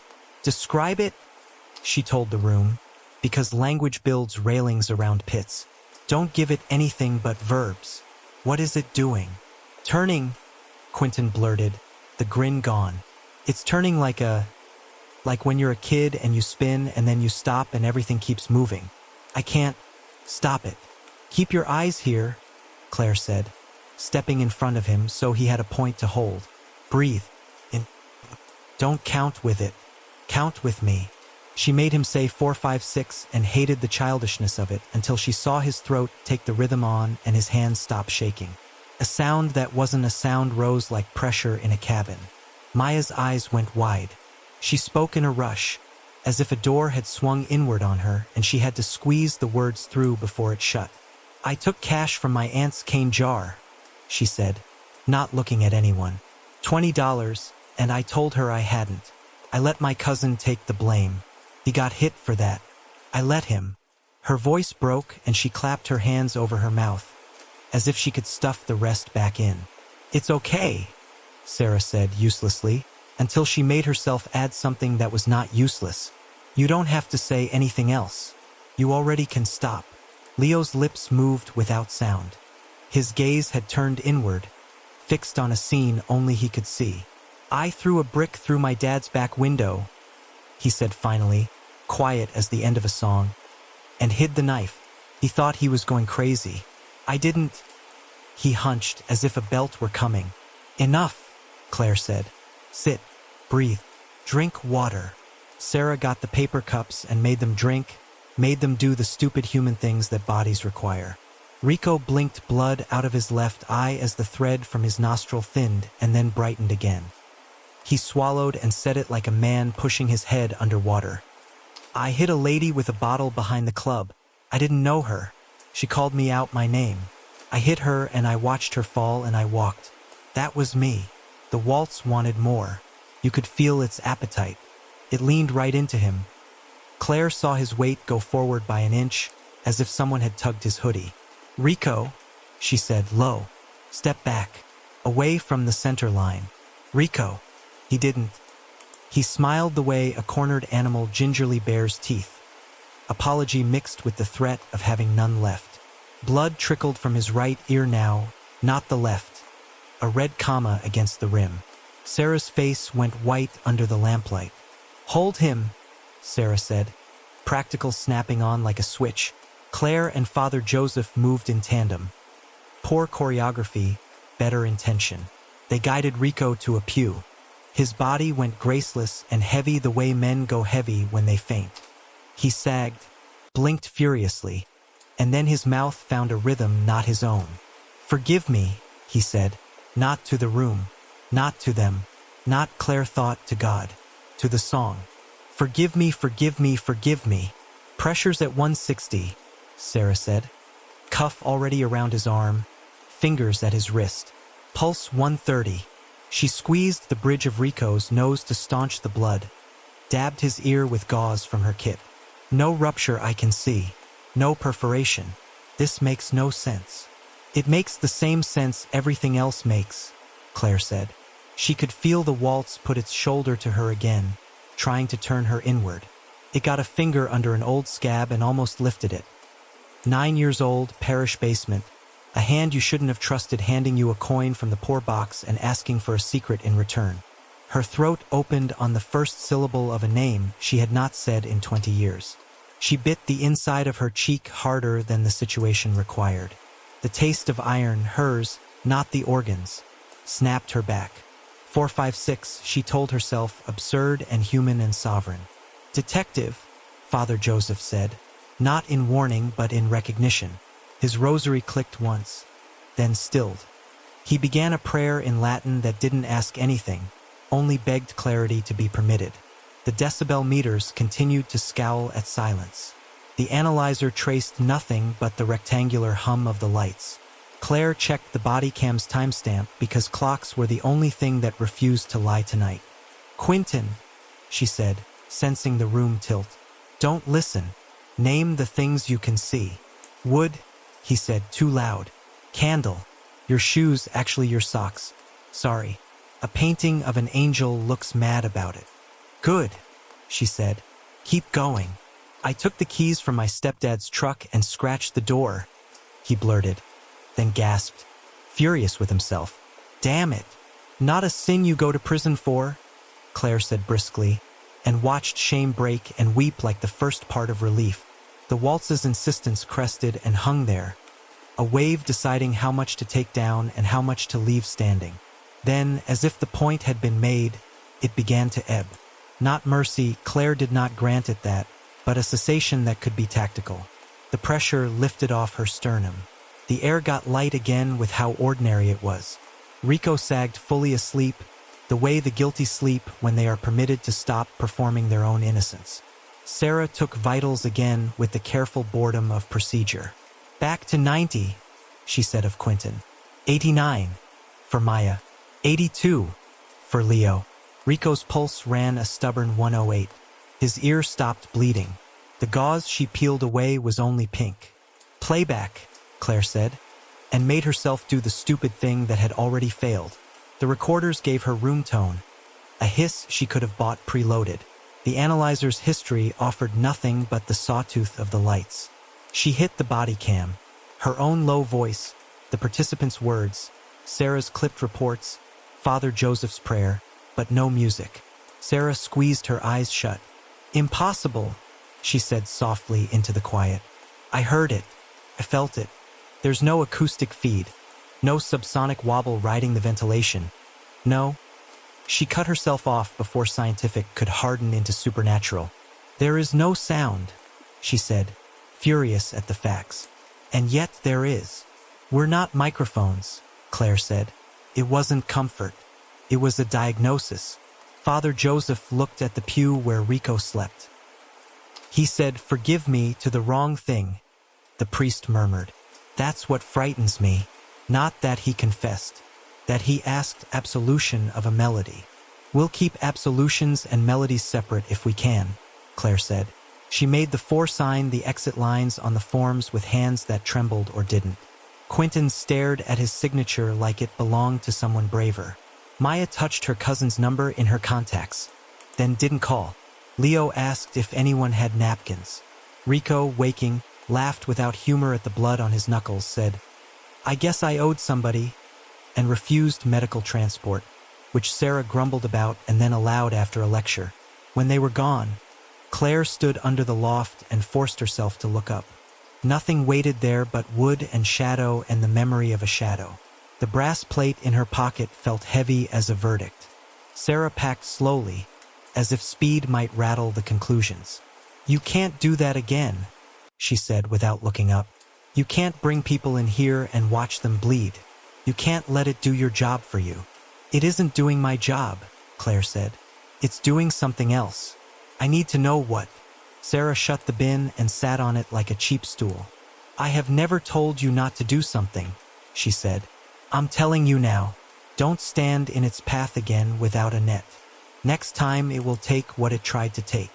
Claire thought of the thing from the parish basement, the coin, the secret, the way you go home and hide from your own mirror. She thought of the falsified report she held like a viper under her shirt and called context when she needed sleep. The waltz had no right to her, and yet it knew the door. I won't go alone, she said. She logged the night with the same stubbornness that had saved her. Participants report internal perception of melody. Physiological arousal significant. Involuntary confession common. Recordings capture no acoustic correlate. One subject suffered epistaxis and transient otorrhagia. No visible tympanic membrane rupture. Mechanism unknown. Compulsion seems directive, not suggestive. At the bottom, she wrote without meaning to, it doesn't ask. It makes you. She capped her pen and looked at the sanctuary lamp. It burned with an ordinary flame. Beeswax, wicks, oxygen. Nothing more. She wanted the world to be that simple. It was not. The controlled test proves that the waltz bypasses ears and instruments, provoking confession by force, and nearly takes Claire with it. Dawn in Tremé is a soft verdict. Street washers whisper past, porches yawn open, and the sky learns how to be blue again after a long night's argument. Detective Claire Duval told herself she was only doing a perimeter check, keeping her word to Dr. Sarah Nguyen not to stand in its path without a net. Exterior patrol wasn't in the path. It was next to it. Technicalities keep detectives and sinners alive. St. Augustine's sat with dew glassing the steps. The iron fence wore beaded drops like rosary seeds. Pigeons shouldered each other on the crossbar. Claire paused at the gate and let the early breeze cool the place on the side of her that had not cooled since midnight. The front door was supposed to be locked until Father Joseph arrived to open for morning mass intentions. It stood ajar by an inch. Claire's mouth went dry on instinct. She knocked anyway. Etiquette for the living and the dead, and said, NOPD. The echo came back thin. She set her palm against the door. The wood felt faintly warm, as if it had held a candle against its skin. Perimeter, she told herself, and pushed.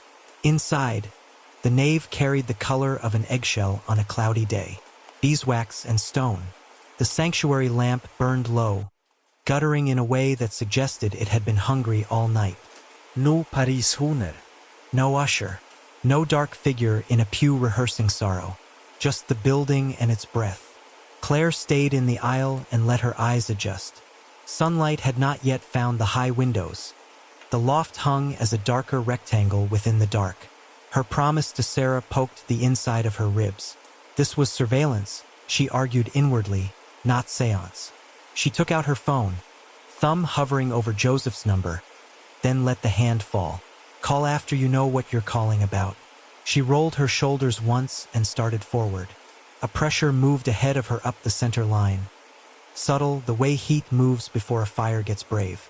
The sensation slid over her sternum, that extra vertebra clicking into place. 1, 2, 3. Slow. Patient. The melody's first phrase rose not in the air but under the thought. As usual, faint as a bruise waking up. Not now, she said aloud, to it or to herself. She kept walking. At the bottom of the loft stairs she stopped and looked up. The sliver of light from the high fanlight sketched the first risers. The staircase had remembered a century of feet. Its saddle-shaped treads told her as much. She put her hand on the rail and felt a pulse that didn't belong to her, or did and didn't admit it. She climbed. Halfway, the smell arrived. Not church-clean beeswax. Beeswax burned to bitterness. Iron rain. An astringent copper that belonged in hospitals and in stories about bad rooms. Her throat pulled tight on the reflex to swallow. She reached the landing on steady legs she didn't feel. The loft opened like a held breath. Dust hung in the slant of new light in perfect, indifferent columns. The console sat uncovered. She was sure she had left the cloth drawn the night before. And the bench was occupied. Not a person. A shadow the color of charcoal rubbed thin, shoulders squared, head inclined toward the keys with the set of a student the teacher has trained well. The implied sleeves were ripped away at the wrists. What extended toward the keyboard were not hands so much as the idea of bones learning to pose. They hovered a fraction above the ivory. The waltz moved through the room with the modesty of a confession no one asks for. 1, 2, 3, 1, 2, 3, pivot, return. Claire made the mistake of speaking like a cop. NOPD, she said, voice low and even. Stay where you are.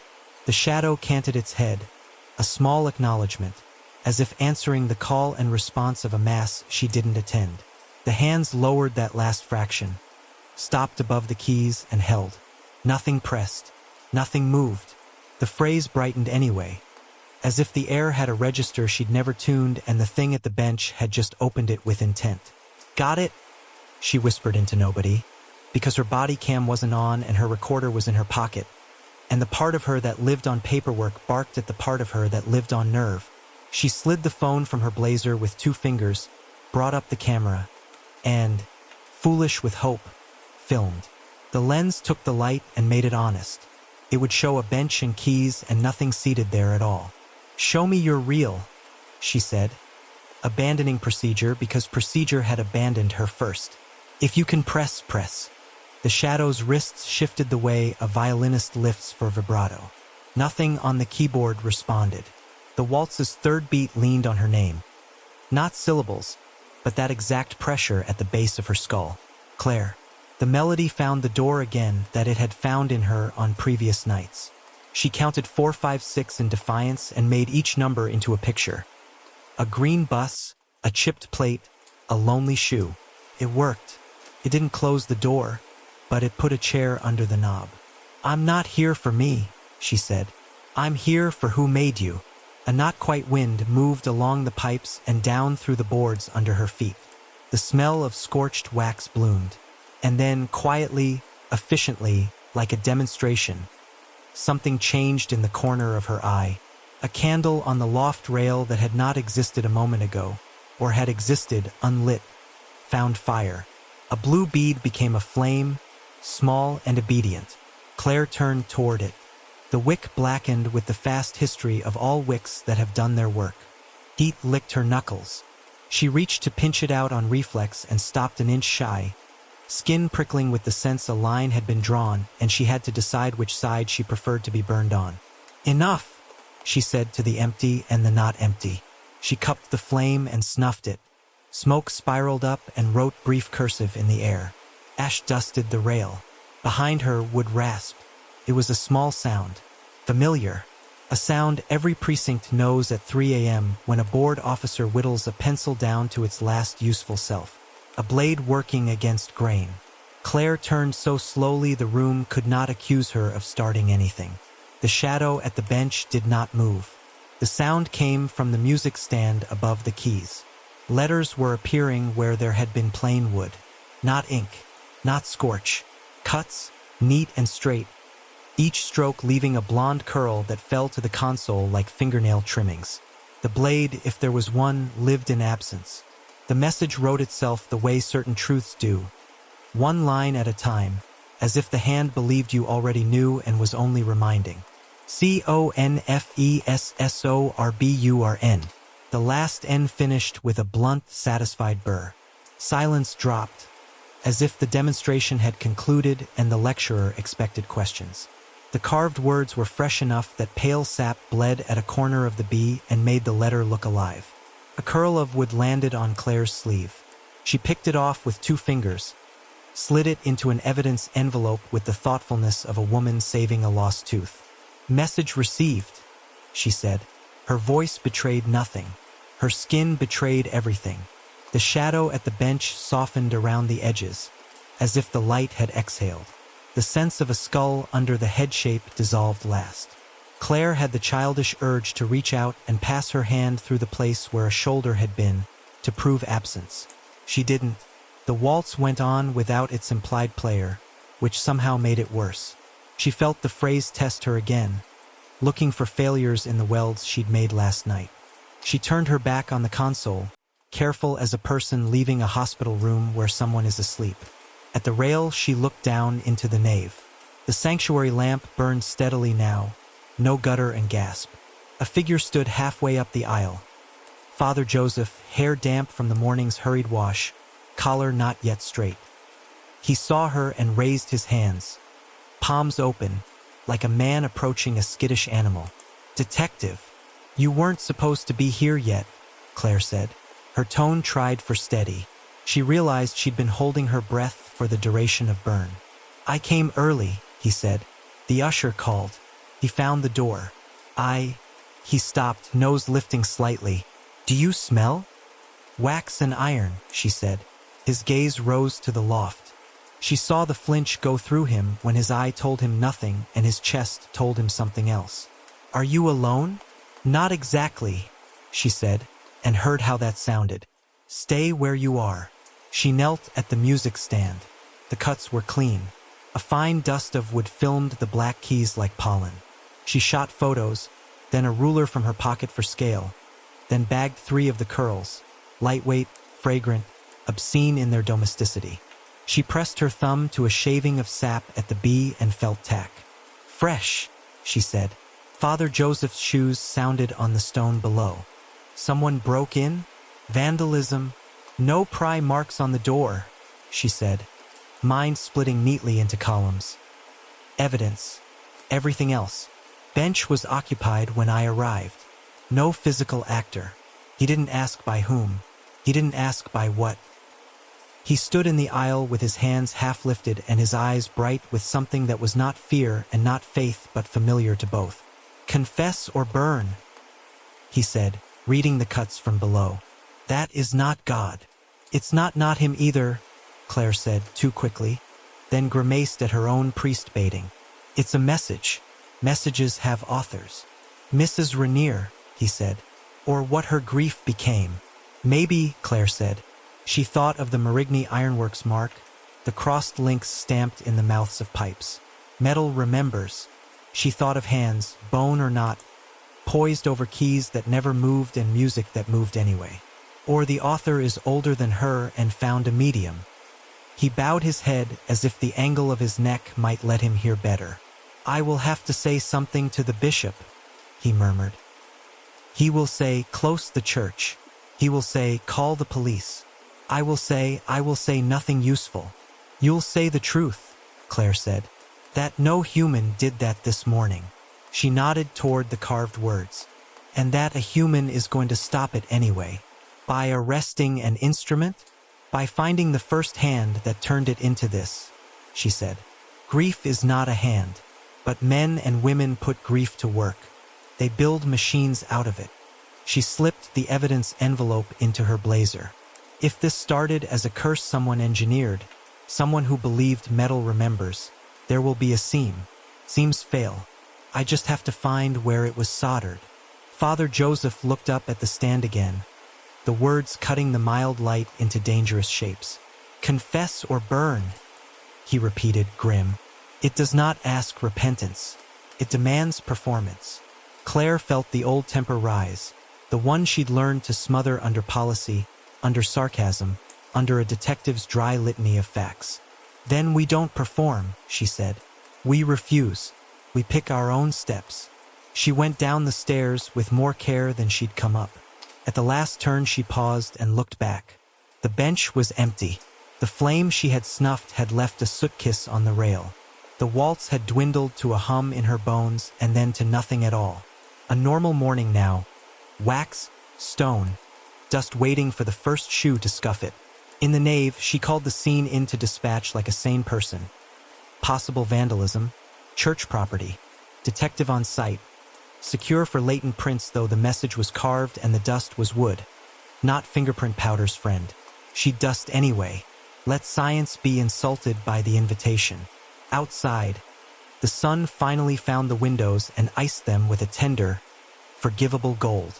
People started their day on a street that had no idea it was a crime scene and a sanctuary and a workshop for something ancient all at once.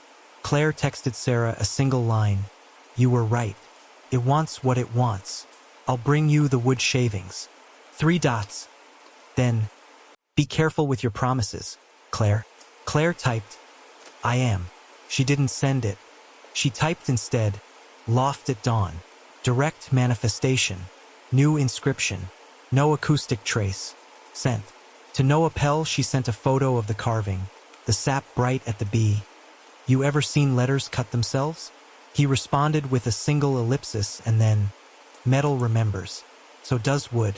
Claire looked back at the door she'd left propped for CSI. The city was awake now. So was she, more than she had any right to be. The phrase on the stand sat behind her eyes like a migraine aura. Confess or burn, she said under her breath, letting the words try their weight. Not today, she told the church. Then, because promises are also railings, she added.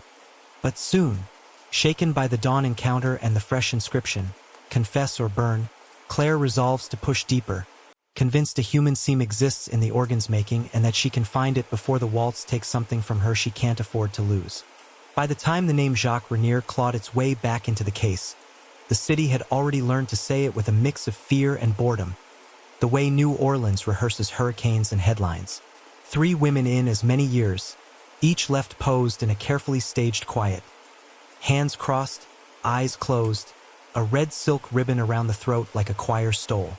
No sign of sexual assault. No fingerprints that stuck. No usable camera angles. A chess pawn, black, placed beneath the right palm. The papers had tried on the Bishop of Basin Street, hated themselves for liking the alliteration, and went back to unknown suspect. Claire did not believe in unknowns. She believed in men who wore lives like masks. She had circled Renier in her mind more than once. Not because of evidence, because of the way he spoke when homicide brought him in for a talking to 6 months back. He'd been polite in that particular way cruelty often is.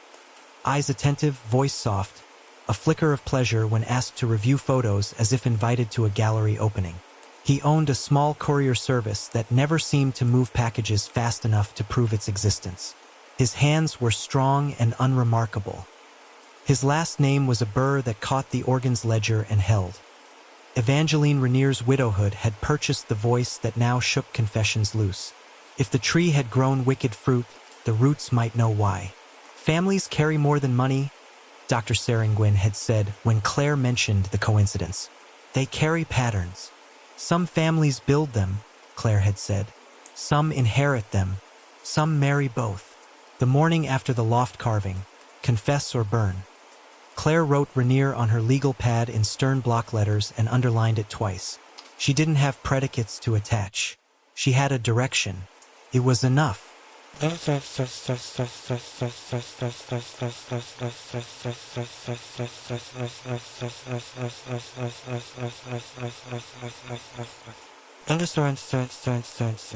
did not set a trap. They did not need to. At dusk the next day, while Father Joseph debated the theological etiquette of locking a church that had decided to unlock itself, a man in a linen jacket crossed from the shadow of Lilianne's grocery and placed his hand on the door. "Sir," Joseph called, halfway between welcome and warning. The man turned a little, just enough for the failing light to sketch his cheekbones.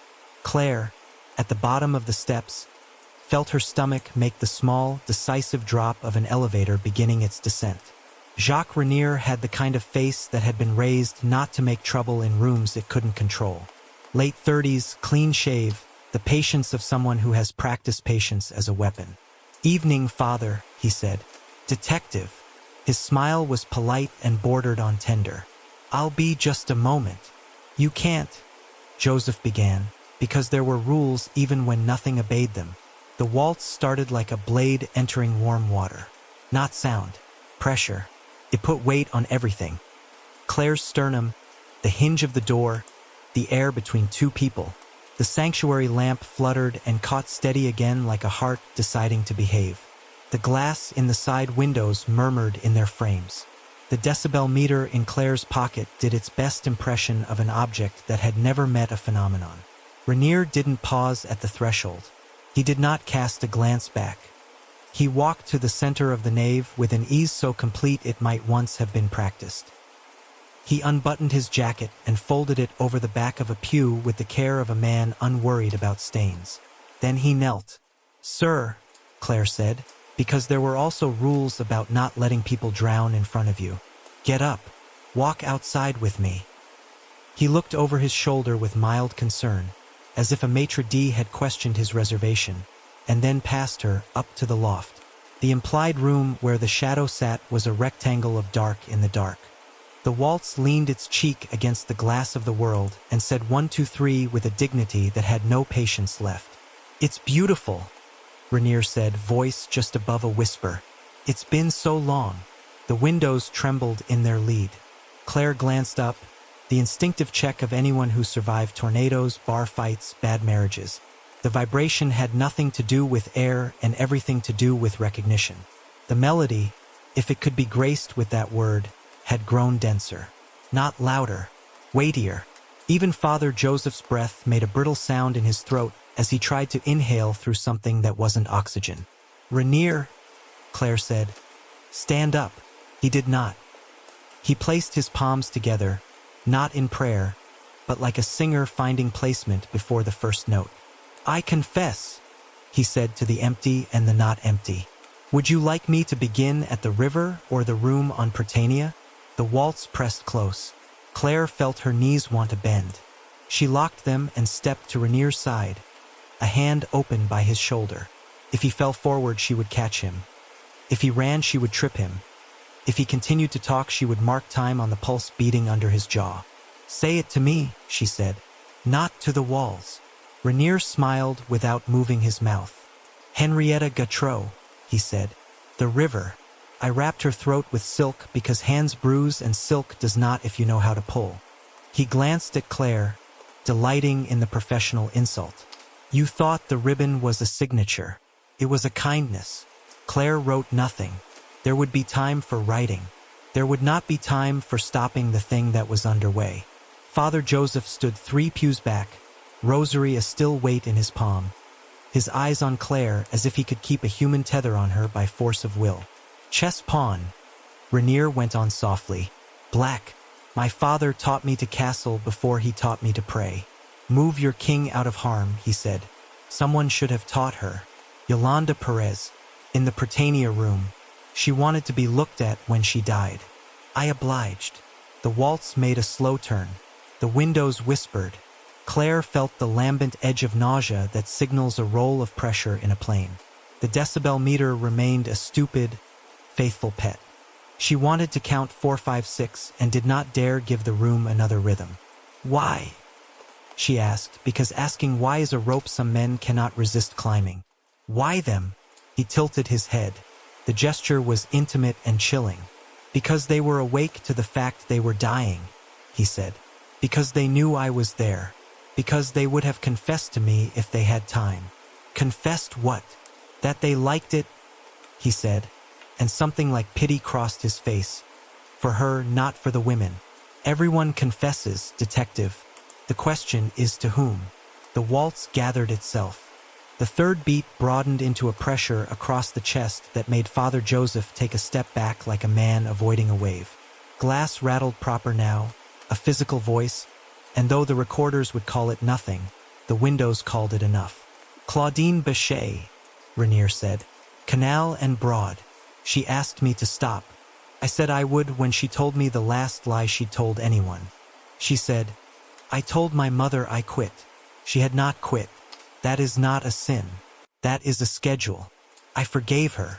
He closed his eyes, and for a moment the posture looked exactly like prayer. When he opened them again, they were wet. Claire did not move. This wasn't remorse. This was joy at a music he believed had been written specifically for him. What are you to this place? She asked low. A son? A symptom? He looked almost shy. A return, he said. We kept the name. We keep the name. Rainier. The organ bought by a widow who wrote Let no killer kneel within these walls and remain unnamed. The family that learned to castle. Metal that remembers. Patterns that choose their own heirs. The waltz shifted again, deeper, as if finding a lower stair on a staircase hidden inside the world. The confess or burn carved in the loft felt present in the air like a law. Rainier's mouth pulled into a small O, surprise and wonder mingled. He pressed his hand to his sternum where Claire felt her own extra vertebra live. A thin line of red appeared at the corner of his lips and ran neatly down into the crease of his chin. He didn't seem to taste it. Do you feel that? He whispered, delighted. It knows me. Jacques, Claire said, her voice pulling his name into the shape of a command. Get up. He tried. His body didn't. He remained kneeling with the exactness of a photograph. More red welled. Not a gush. An ooze, controlled, as if a valve had opened in the wrong place. A heat hit Claire's face like stove air. Father Joseph made the involuntary sound priests make at bedsides when the monitors go still. Rainier, Claire said, sharper. She slid an arm under his, bracing to lift. His weight fought her, not by will, by physics. The pressure in the room, if that word meant anything anymore, had concentrated around his rib cage. The waltz took its turn with professional grace. Confess or burn. Rainier's gaze drifted up to the loft again. He smiled softly, like a child who has finally been recognized by a parent in a crowd. I killed Henri Devereaux, he said suddenly, and the name cracked through Claire like a bell. Not Antoine. He was only my echo. I set him at the door and made him think he had heard a tune. I wanted to see if the organ would take anyone, or only mine. The chessboard in Claire's head flipped. The first confession. The hammer in the river. The mop sink. Had Antoine been a marionette, or a pilgrim coach to arrive at the right altar? How? Claire asked, the word tighter and uglier than questions deserve. How did you push him? Rainier blinked blood out of his eye. You hum in the right ear at the right time, he said, as if describing the recipe for a roux. You say left, left, left until people turn. Why him? She demanded. He took something I needed, he said simply. So he needed to give something back. The waltz came down another hidden stair. The windows shivered like teeth. A line of red appeared at Rainier's right ear, bright and obscene. He coughed, and the cough carried a wetness that had nothing to do with breath. Claire felt the bad knowledge arrive the way a room acquires smoke before flame. Jacques, look at me, she said, because sometimes the human thing is the only thing left. You can stop. He shook his head a fraction. Not refusal. Awe. I can't, he whispered. It wants all of it. Took it. He folded forward in that oddly gentle way bodies fold when something inside them has decided. Claire caught him with both hands and felt heat through his shirt as if the organ had set a small sun under his ribs. Blood threaded from the corner of his mouth in a clean line. His eyes found hers with a child's astonishment that the world had not paused for this. Confess. He began, as if bargaining with a song, and then he was a weight with no voice. Call it, Father Joseph whispered, because old men in collars have been taught when to stop pretending God is about to reverse physics out of favoritism. Claire put her fingers where pulse should be. The waltz had already begun to retreat. Terrible courtesy. Leaving the glass to settle in their frames and the lamp to burn like an ordinary, hard-working flame. The air cooled off her face. The only sound left was her own breath doing its job. She laid Rainier down. His blood made a polite crescent on the stone next to the pew. The chess pawn in her mind settled under an unmoving palm and felt like a signature crossed out. 911, she said aloud, because saying the number anchors you in the world where numbers work.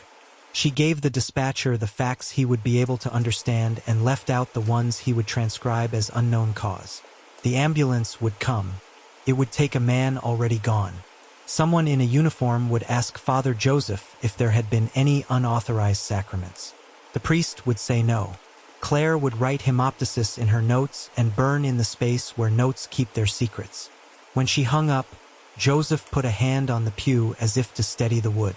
Is this justice? He asked. It wasn't performative. It was an old question spoken into a new room.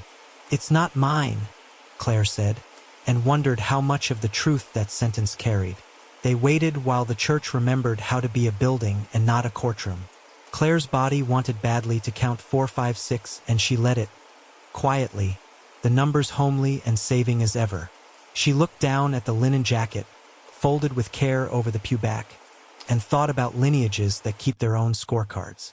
Rainier on a ledger in 1868. Rainier in a kneeling posture that would not learn to be anything else. The paramedics arrived, did what paramedics do when the room is stubborn. Checked, confirmed, lifted with respect. One looked at Claire like a woman who had seen too much and not enough. "'Cause?" he asked out of habit.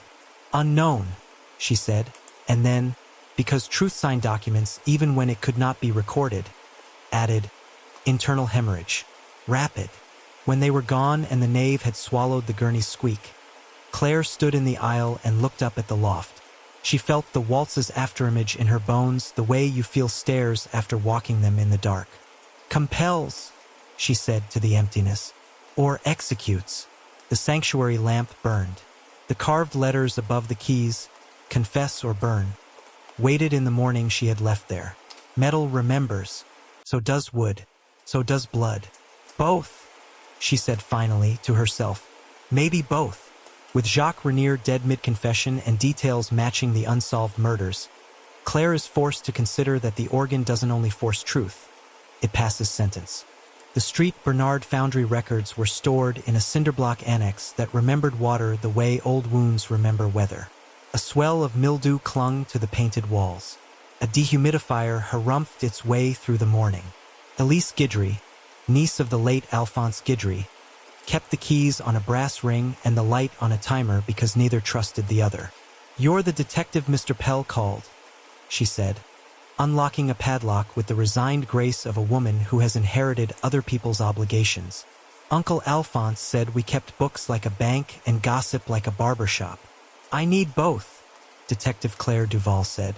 Elise led her past cabinets to a shelf where ledger spines leaned like weary men. "War Years and Reconstruction," she said, tapping 3 red cloth volumes. "We logged every cast, even the ones we were supposed to forget." Claire pulled the middle book and let it breathe. The handwriting was steady and masculine. Ink turned the color of tea. August 1868 ran along the page like a seam. She skimmed columns until names stopped being numbers and became decisions. There, Lefebvre and Son Special Order. Pipe blanks, organ. Alloy tin/lead, mouths reinforced. Source metal, link scrap manacles. Mark stamp, Double link oval. Payment. Private. Inspection demanded by donor's agent. A pencil note in the margin. Surely Alphonse's father or grandfather supplying the part the line omitted. Widow watched the melt. Brought a psalm. People sold off old chains after the war. Elise said softly, reading over Claire's shoulder. Sheriff's auctions. Plantations getting rid of what would have gotten them shot if they kept it. Some of it came here. Folks made fences, grates, stove pieces. Somebody decided to make music. Claire touched the little oval drawn beside the word mark. 2 links crossing. She had seen the stamp on the mouth of a pipe in Noah Pell's shop. The metal remembered. Did the foundry ever refuse metal from that source? Claire asked because facts needed to be ugly to stay honest. Elisa's mouth set. Refuse meant starve, she said. But my uncle wrote in the margins when he thought a choice would bite the family later. She flipped a page and tapped. Manacles scoured. Another. Widow paid to add fresh tin. Said we were baptizing the batch. Her laugh was soft and tired. People name their compromises to make them holy. Claire photographed the entries, then photographed them again to be certain. The ledger paper smelled like ink and old iron. The dehumidifier sighed. Somewhere outside, a forklift beeped backward in the present tense. Private instrument, Claire said, thinking of the notarial archives line that had refused to name names. Did your uncle ever see the document? Burned, Elise said promptly. He said he watched a priest light that pile himself on the day they upgraded wiring in the 70s. Said it was past due for forgiveness. She tucked a lock of hair behind one ear. He didn't believe in curses, she added. He believed in what metal keeps. All the men in this family do. Metal remembers, Claire said. Elise nodded once. And sometimes it remembers for us. The diary came from the one room in Sister Agnes's archive where the air felt as governed as a conscience. It turned up in a steamer trunk, the archivist said, laying a thin volume in a cradled foam. Donated by a great-great-niece who refused to keep it in the house. She said it made her hear things at night. She watched Claire for a flinch, saw none, and smiled with that small approval people give those who decline to spook. The donor wanted to stay anonymous. You know the name anyway. The first page wore the neat script Claire recognized from the letter that had demanded truth be sounded. Evangeline Moreau Rainier. The paper had foxed in the corners. The ink still cut like a gaze. December 3rd, 1867. I will not pray for vengeance. That is a boy's fire. I will ask for truth. Truth is the knife that cuts on both sides and therefore just. A later hand, the same, a little more ragged. February 17th, 1868. Father Thibodeau counsels patience. I counseled him in return. He says God's time is not ours. I say time is a crude instrument and I prefer music. I spoke with Master Lefebvre of the organ and what I require of it. He laughed until he saw my face. Claire took notes in her own hand because Father Duarte had taught her that pens know us. She turned a page. March 9th, 1868. I have purchased scrap iron at auction. Chains. Wrist pieces. I carried them in a sack like dead snakes. The men would not look at me. I felt no triumph. I felt like a surgeon in a war tent who knows the limb is already gone and is merely there to name the fact of it. Another, arrowing toward the thing she wanted like a hunter who does not miss. March 12th, 1868. The foundry says we may add tin and make the mouth sweet. They showed me a stamp. 2 links crossed.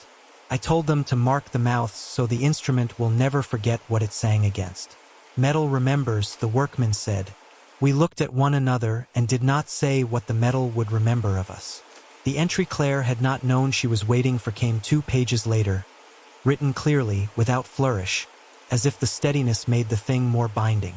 April 1st, 1868. I have written a waltz that has in it the figure of the way grief walks a room. 3 steps, always returning to the place where the breath was taken away. I have sewn into it my husband's name. In intervals, the way women hide messages in quilts, binding guilt into melody, forcing mouths to betray. This is my prayer, my sin, my instrument. The player is not required. The instrument will remember the story without hands. Sister Agnes made a small sound, sorrow or disapproval. Claire couldn't tell.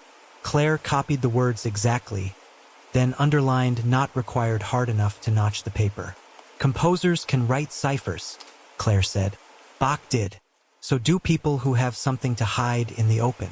The devil also plays scales, Sister Agnes said dryly. So do children. Not everything is a sermon. She left Claire with the book. The pages thinned to more mundane grief, household expenses, the name of a seamstress, a note about May heat arriving too soon. Then the line the outline in her head had predicted appeared like a quietly loaded gun.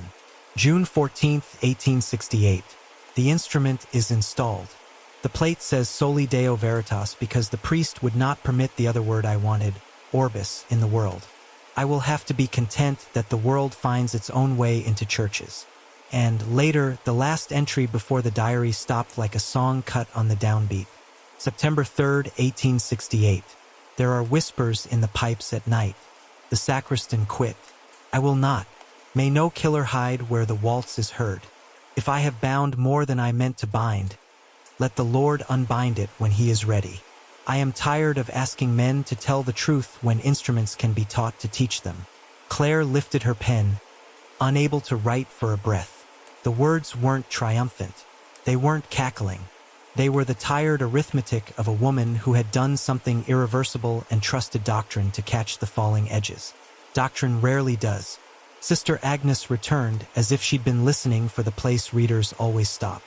You see why some call it a curse, she said softly, and why some call it a corrective. It's both, Claire said. Her voice surprised her by being steady.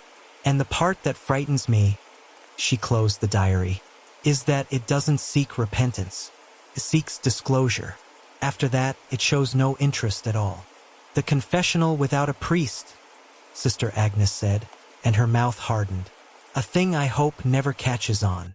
Back at Pell and Wilder, Noah turned the shavings Claire brought from the loft in his palm like seeds someone had asked him to plant. Claire set the diary transcriptions beside the ledger photos. Could pipes hold a pattern? She asked. Not sound. A pattern. Pattern is what pipes are, he said. Resonance, overtones, math made metal. But you're asking if they can hold a story. He stared at the foundry marks in the photographs, then at a dented rank leaning against the wall, each mouth stamped with the crossed links. I found collars in that organ that weren't factory, little rings hammered from something round. I always thought a bored apprentice cut up a fence to make do. He glanced at the diary page. Maybe they cut up a chain. You told me once men won't press their ear to the Borden pipe a second time, Claire said. I won't press it the first, he said, and forced a grin that didn't convince his hands. I'll tell you something else. When we voiced it last, the solutional kept drifting sharp whenever anyone said a name in the loft. I chalked it to heat. Now I chalk it to this. He tapped the diary line not required. If she wrote intervals into the voicing, and the metal remembers what it was before it was a mouth, you don't need fingers to make that instrument behave like a confession. Rainier died last night, Claire said, because fact is the only ground worth testing your shoes on. He confessed more than the women. He confessed Henri Devereux too. He said he pushed Antoine Marchand toward the door as an experiment, to see if the organ takes anyone or only its own. Noah went still in that way men go still when a machine they know has hurt someone. Then it has learned its workflow, he said bleakly. You know what else learns workflows? Fire. Could you unvoice it? She asked. Strip it back to wood and tin that only does church music? He ran his tongue over a tooth, thinking like a man checking for a crack. If you think this is in the voicing, he said, tapping the diary again, then you sand and melt until the song doesn't recognize itself. If you think it's in the metal, he gestured at the foundry stamp, then you're asking me to erase history with a file. Can be done. It shouldn't be. What if you're saving lives? She said. What if you're killing a memorial? He said. What if you take a curse out of an organ and put it back into a city? They let the question sit between them like a heavy box neither volunteered to lift. At St. Augustine's, Father Joseph read the diary excerpts with the careful shame of a man looking at a photograph of someone undressed not by choice but by obligation. They sat in the sacristy where the fan ticked and made levy sounds in the ceiling. She believed she was doing justice, he said. Justice was not what the world had given her. She turned grief into a machine, Claire said. It works. Machines work, he said.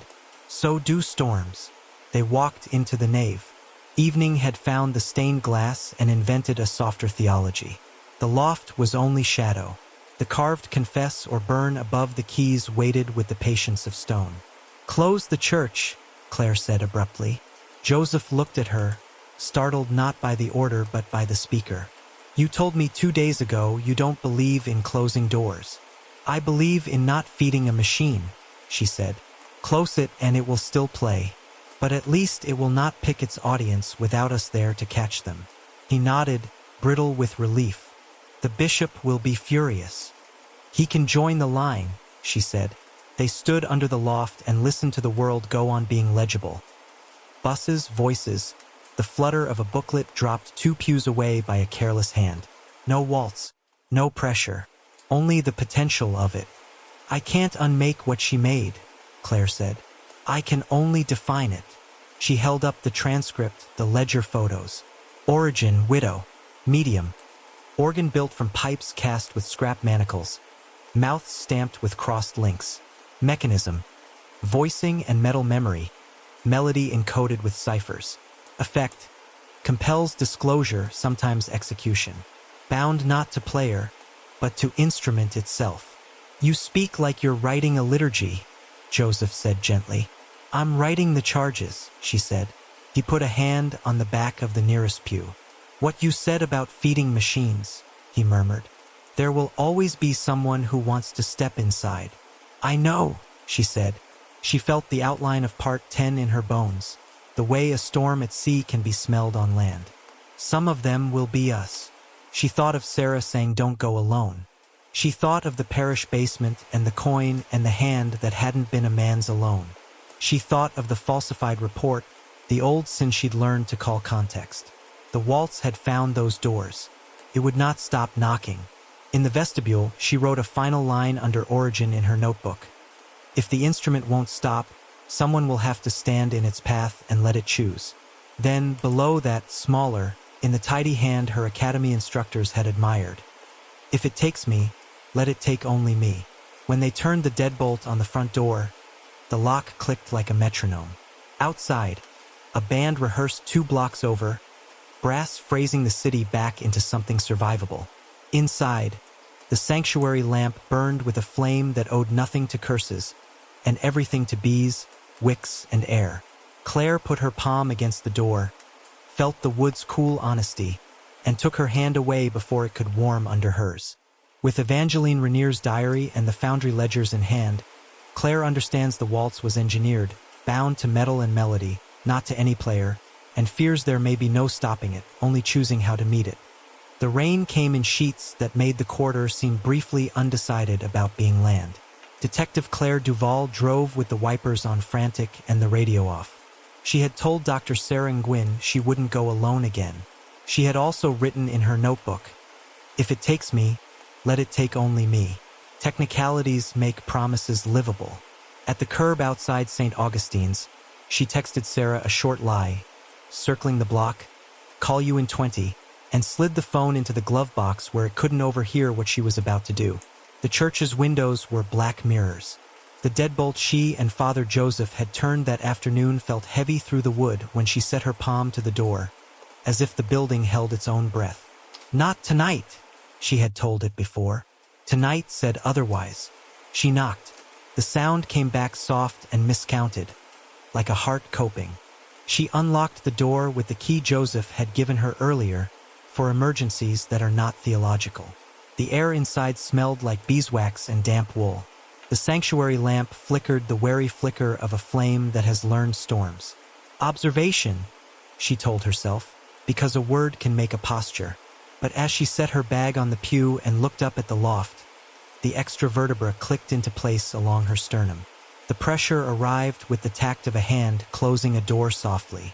1, 2, 3. No, she said out loud.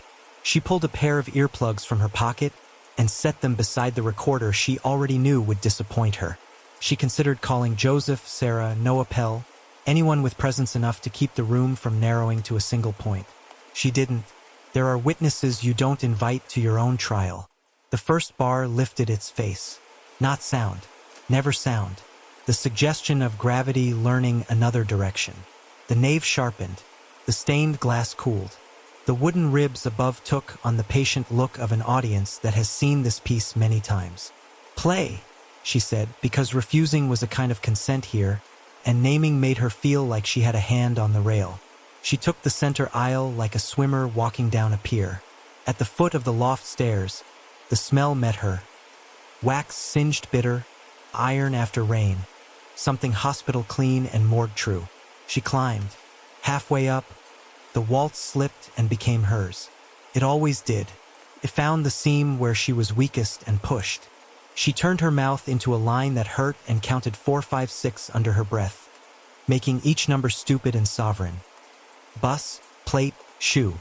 The effort was theatrical and necessary. When she reached the landing, she already knew the bench would be occupied. It was the charcoal shoulder of a knot body, the head bowed with the patient, merciless poise of a teacher who has time. The hands, implied bone, hovered a fraction above the keys like a dare. The music never touched air. It filled the geometry of the room like a verdict becoming law.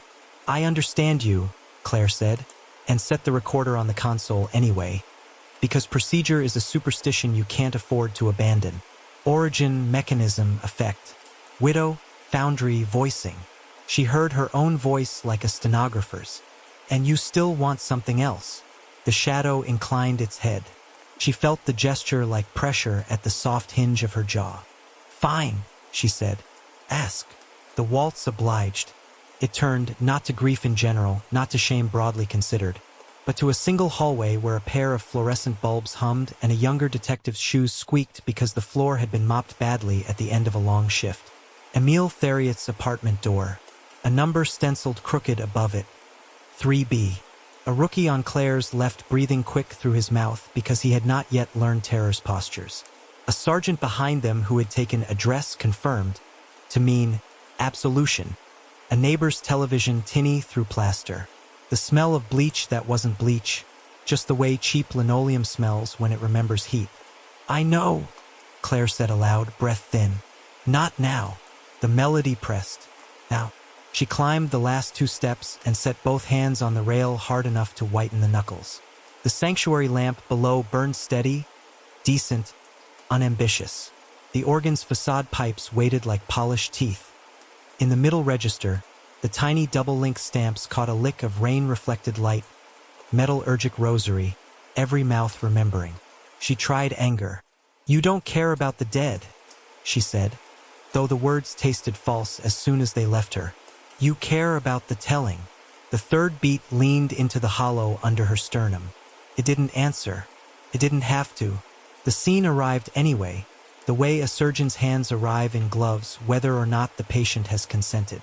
Knock knock. Claire at 28, fresh and hard, calling NOPD, and hearing a shuffle that could have been a sneeze or could have been a man deciding between a weapon and a window. The report later would say exigent circumstances. The smell of bleach, possible destruction of evidence. There had been no bleach. There had been rain and linoleum and impatience. 3A was their warrant. 3B was a man who worked night shifts at a bottling plant and kept a radio on low to feel less alone. The rookie had flinched at a sound that was the radio's weather and fired at the hinge when the door chain rattled like a snake. The door went wide. The world went narrow. Emile Theriot, 56, a widower with a salt-scarred wedding band, put both hands up and still the sergeant fired because fear does its arithmetic brutally when you give it numbers to lie with. Emile fell like a cupboard tipping. The radio said flash flood advisory in effect and then went dead. In the report, Claire wrote, I observed a strong odor consistent with bleach and I feared destruction of evidence. She wrote 3B once where 3A belonged because swapping a letter is easier than changing a life back. Internal Affairs saw the settlement check the city cut and the lack of camera footage and a rookie who cried in convincing rhythms, and they called it tragedy. Claire called it context on nights when sleep asked questions. She had not spoken the name Émile Theriot aloud in 6 years. "Stop," she said to the music, to herself. The shadow at the bench did not oblige. The phrase tightened like a garrote until her throat knew what was required of it. "I falsified the report," she said. The words came out low, steady, professional, the way you give a deposition when you've decided lying is worse than the other thing. "I changed the apartment letter. I wrote bleach where there was none. I said exigent because we were impatient and afraid. Émile Theriot died because we ran out of road and decided to build bridge out of paper." Her voice broke on died, not for effect, not for absolution, but because the organ had marked the beat and her chest had followed. The waltz didn't swell in triumph. It didn't need to. Pivoted, returned, asked for the second detail, the detail that always hurts more. "I called the widow," she said, mouth dry with the taste of a name that isn't yours to say. "I told her there had been a mistake and that we would make it right. We did not. We paid. I sent flowers. Madame Theriot, Louise, wrote me a thank you card with careful loops. I never went to the funeral. I told myself it would be disruptive. I told myself the uniform would make it worse." She pressed her palm to the music stand where Confess or Burn had carved itself into fresh wood that morning. The cuts were tacky still. Sap made the bee look like a mouth. "There," she said. "Are you pleased?" The waltz softened by a hair, the same way a prosecuting attorney softens when the witness finally says it on the record. It wasn't satisfaction. It was procedure. It turned again and sent its pressure into the parish basement where a man's hand had given a child a coin and asked her to keep a secret because the poor box was eternal and nobody would miss a little. The hand hadn't been only a man's. It had been the way power learns to pose. She had carried that coin like a grandmother's relic until the nickel wore thin. She had told no one. She had learned to write clean lines and to put her anger into the neat square of a report. "Enough," she said through her teeth. "You've had what you came for." The pressure increased, gently, the way water increases when you wade out past reason. She felt heat gather under her ribs, the organ's cruel second gift. Jacques Rainier had bled politely through the mouth and ear.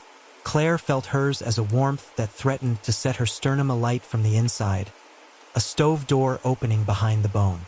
She stripped the earplugs to stop pretending they mattered and said, voice gone low with something that wasn't fear and wasn't prayer, "Stop." The door to the nave swung on a draft she did not feel. She stared down the aisle not because help was coming but because she needed the idea of an exit. There wasn't one. The church had learned how to be a room with one job. She was in it. "All right," she said, and hated how recognition sounded like surrender. "Fine." She swallowed, and the heat ticked 1 degree higher. "I wrote a second false report," she said, and tasted bile. "Not to save me. To save a kid with a badge who coughed on the truth like a bone. I rearranged the timeline by 12 minutes so his misstep happened after the tape cut and not before. He thinks I saved his career. I shortened Émile Theriot's life and lengthened the sergeant's. That arithmetic is on me." She waited for the heat to bloom and for the pressure to clamp again. Didn't. The waltz did a small thing she had not anticipated. It held a single tone, the way a dancer holds a partner's wrist at the end of a phrase before release. The shadow at the bench lifted its hands the fraction they had never dropped and turned its implied face slightly as if to say there. It stopped. Not a decrescendo. No mercy of music. Simply ceased to be. The extra vertebra along her sternum loosened. The air cooled enough to make the sweat on her back feel like a human embarrassment rather than a symptom. The recorder on the console ticked its little red light like an idiot. Below, the sanctuary lamp burned like a working flame. Nothing more. Claire leaned both hands on the rail and breathed as if the building had forgotten to, and she had to remember for both of them. "Was that the bargain?" she asked the empty. Her voice sounded raw and very small in the honest air. "You take the truth and leave the rest?" She felt nothing in answer, which was worse and better than feeling everything. Her legs shook when she went down the steps. In the aisle, the rain eased up its racket on the roof, embarrassed to have been so dramatic. She stood in front of the first pew and put her hands on the wood like a parishioner who has run out of currency and is looking for something to pawn.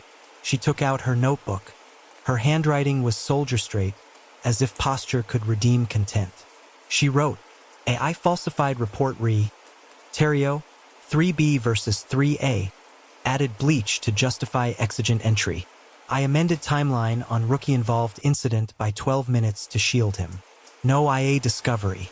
I did not attend Terrio funeral. Spoke with widow by phone. Sent flowers. The city paid." She put the notebook away. She took it out again and added more slowly, "I am saying this where it cannot be used by a court because I am giving it to the only court that cares what it does to my head if I keep it." Then lower, "I will tell IA. I will tell Sarah. I will tell Joseph. I will go to Louise Theriot's home and say the name out loud." She waited for the waltz to return, to call her a liar for promising what men and women promise when the air turns easy again. Didn't. It had taken what it had come for and left the rest of the debt to the world. At the door, she turned the deadbolt. The bolt slid with the same metronomic click as earlier, but now it sounded like a pen being set down. Rain made the steps treacherous. She took them as if sobriety depended on it. In the car, she opened the glove box, pulled the phone free, and stared at the waiting screen until her thumbs stopped shaking. She called Sarah. When voicemail caught, she said, "I did it alone. You were right not to let me. I'm telling IA tomorrow. Don't try to talk me out of it. You can tell me I'm an idiot later. Also, it stopped. The music. She looked down at her hands. When I talked." She hung up and dialed Father Joseph. He answered on the second ring, sleep living briefly in his voice before duty washed it out. "Detective, it stopped," she said. "For me." He breathed out in a slow old man way. "Then it will start again," he said gently. "For someone else." "I know," she said. "I'm going to try to get ahead of that." "How?" he asked. "By telling the part that belongs to courts," she said. "And by being here when the door pulls on someone who can't afford to have it pull."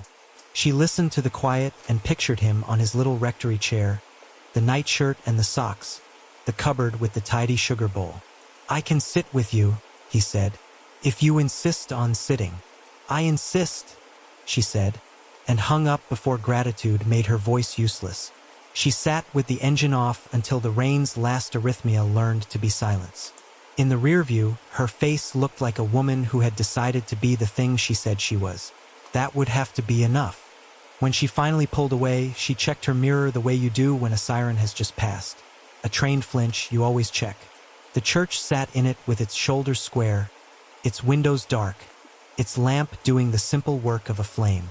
Behind the glass of the loft, no shadow moved.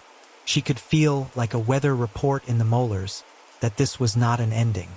It was a pause. She thought of Evangeline Rainier writing, "May no killer hide where the waltz is heard." She thought of Louise Theriot, who had not written anything to her but had sent a card anyway. She thought of the way the waltz had stopped the instant her mouth gave it what it had demanded and how that felt less like absolution than like a clerk initialing a form. On her kitchen counter at home, the microwave clock blinked 12 o'clock. She let it. She sat at the table, wrote out her confession a second time on department stationery, this one not for the organ's records, and sealed it in an envelope with her badge number on the back. She addressed another envelope to Louise Theriot with a hand that did not shake quite as much as it deserved to. She wrote Sarah an honest text. She wrote Joseph a shorter one. Then she slept 3 hours on the couch, and in her sleep the waltz stood at the polite distance of a rhythm that has decided it does not own you tonight. Claire confesses her own concealed sin to the empty church. The waltz releases her as if satisfied. She resolves to confess formally to IA and to the widow she wronged, knowing the organ will keep playing for others, unless the city finds a way to quiet it. They sealed St. Augustine's the way you seal a wound.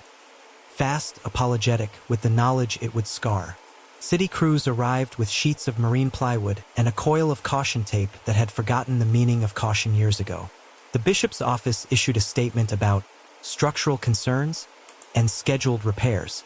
The neighborhood did what neighborhoods do, watched, filmed, argued, prayed. Detective Claire Duval stood across the street with Father Joseph and Dr. Sarah Nguyen, while a man in a hard hat stenciled "Do not enter" across the boards.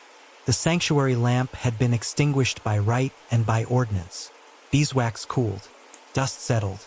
The door that knew too much learned the mathematics of screws. "Will it help?" Sarah asked. "It will make us feel like we helped," Claire said. The first night, people drifted by the boarded windows the way they drift past shrines after accidents. Bowed heads, quick glances, a desire to be near what frightened them. A street musician set up a block away and played St. James Infirmary with exquisite bad timing. A drunk muttered that the old saints were finally being evicted. Around midnight, the pressure arrived as if wood had never been invented. Claire felt it cross the street and slide its extra vertebra into place under her sternum with the indifferent intimacy of weather. The boards hummed, not audibly. She could see the grain quiver the smallest fraction, as if the wood had learned to breathe. A woman in a delivery uniform stopped mid-step, put a hand to her chest, and sat down hard on the curb. "I took it," she said to no one. "I took the pills. I told him I threw them out. I took them." Across the way, a man with oil-stained hands began to describe a hit and run in a voice like an engine running on water. A pair of teenagers, brave on Instagram, brittle in person, stared at each other, and one said, very quietly, "It wasn't you who started the fire. It was me." No one had opened the door. The waltz didn't require doors. By dawn, the cops had logged 10 sidewalk confessions and 3 medical transports. The decibel meter in Claire's pocket sulked at 0. The spectrum analyzer had nothing to say. The city asked for numbers and, receiving none that made sense, began to ask for liability. "We should dismantle it," Noah Pell said, jaw tight. When Claire and Sarah showed him the overnight watch notes, he tapped the diary transcript where Evangeline had written "not required" with a fingernail thickened by work. "We take down the ranks, we pull the voicing, we melt the mouths and pour new metal. If it lives in pattern, we wreck the pattern. If it lives in memory, we erase the memory. And if it lives in what the city is?" Father Joseph asked, tired and not unkind. "If it lives in the fact of chains melted into a church's voice and grief turned into an instrument, where would you pour that back out?" Noah didn't have an answer that didn't sound like cowardice or desecration. Neither did Claire. The bishop, solicited, had many answers, all of them about insurance. "We can't keep standing here catching people," Sarah said, rubbing the bridge of her nose. "We'll become a clinic for guilt with no billing code." "Maybe that's what a church is," Joseph said softly. Claire looked at the plywood, at the spray-painted orders, at the screwheads bright as eyes. She remembered confess or burn carved into fresh wood. She remembered Jacques Renier smiling with polite astonishment while he bled as neatly as a lesson. She remembered Evangeline writing metal remembers, and her own voice in the loft saying a name she had kept out of air for 6 years. The melody sat in her bones like a bruise that didn't intend to fade. The next morning she put her badge in an envelope and wrote a letter in a hand Internal Affairs would not be able to mistake. She told them Emile Theriot's name and the shape of the lie and the 12 minutes she'd stolen from a tape that hadn't known it belonged to anyone. Director Chantry read it without looking up, then looked up with a face like a man who has accidentally bitten his own cheek. "You can fight this," he said. "We can." "I'm not fighting it," Claire said. "I'm leaving it with you. I'm resigning." He stared at the badge, at the letter, at the woman who had written both, and stood very straight as if posture could hold off gravity. "Why?" "Because the waltz is louder than your HR department," she said, and for once the line wasn't sarcasm. She went first to Louise Theriot's house. The living room smelled like lemon oil and stubbornness. A porcelain virgin watched from the top of a bookcase where paperback spines had learned the art of holding their breath. Louise was smaller than Claire remembered from a file photo, which is to say she had become a person rather than an exhibit. She wore a cardigan with one button mismatched and shoes meant for doctors' offices and funerals. Claire took off her shoes at the door because some rooms require it. She sat on the edge of the couch because too much comfort felt like theft. She said the name Emile out loud. Then she told the truth. Louise listened like a woman who had learned to file words in drawers with difficult labels. When Claire finished, the facts, the 12 minutes, the flowers, Louise nodded once. It was not forgiveness. It was not even conclusion. It was a clerk initialing a form in the presence of the person who should have initialed it 6 years ago. "I don't know what to do with this," Louise said quietly. "Neither do I," Claire said. "But I needed to say it in a room that is not a church." Louise looked at the cardigan buttons, at a spot on the rug where a chair had lived for years and had recently been moved. "He played checkers every Thursday with the man downstairs," she said after a moment. "He cheated. They both did. They laughed about it. I don't know why I'm telling you that." "Because you love him," Claire said. Louise nodded, and this time it was forgiveness of a sort. Not for Claire, but for a world that had insisted on keeping its own time when hers deserved a separate clock. When Claire left, the sky had gotten itself together enough to be blue. She stood on the sidewalk and breathed ordinary air. It did nothing and everything, which was all she could ask. At St. Augustine's, the boards grew a patina of handprints and marker-script prayers. Someone taped a picture of Jacques Renier torn from the paper to the plywood, and someone else tore it down. Night after night, the waltz came through the door that wasn't a door. People learned to give the church a wider berth at midnight. Those who didn't, those who found their feet angling toward the yellow tape without recalling the decision, sat on the curb and talked. The confessions were practical and petty and profound. "I set the fire for the insurance. I took the money from the register. I told my son he was my brother. I am the one who cut the brake line. I left her when she needed me. I told myself it didn't matter." Sarah set up a card table one evening with bottled water and folded pamphlets about free clinics and public defenders. She didn't wear her white coat. She did wear patience. Father Joseph stood beside her and learned to start his prayers later. He used words that did not promise absolution from a melody. He promised presence.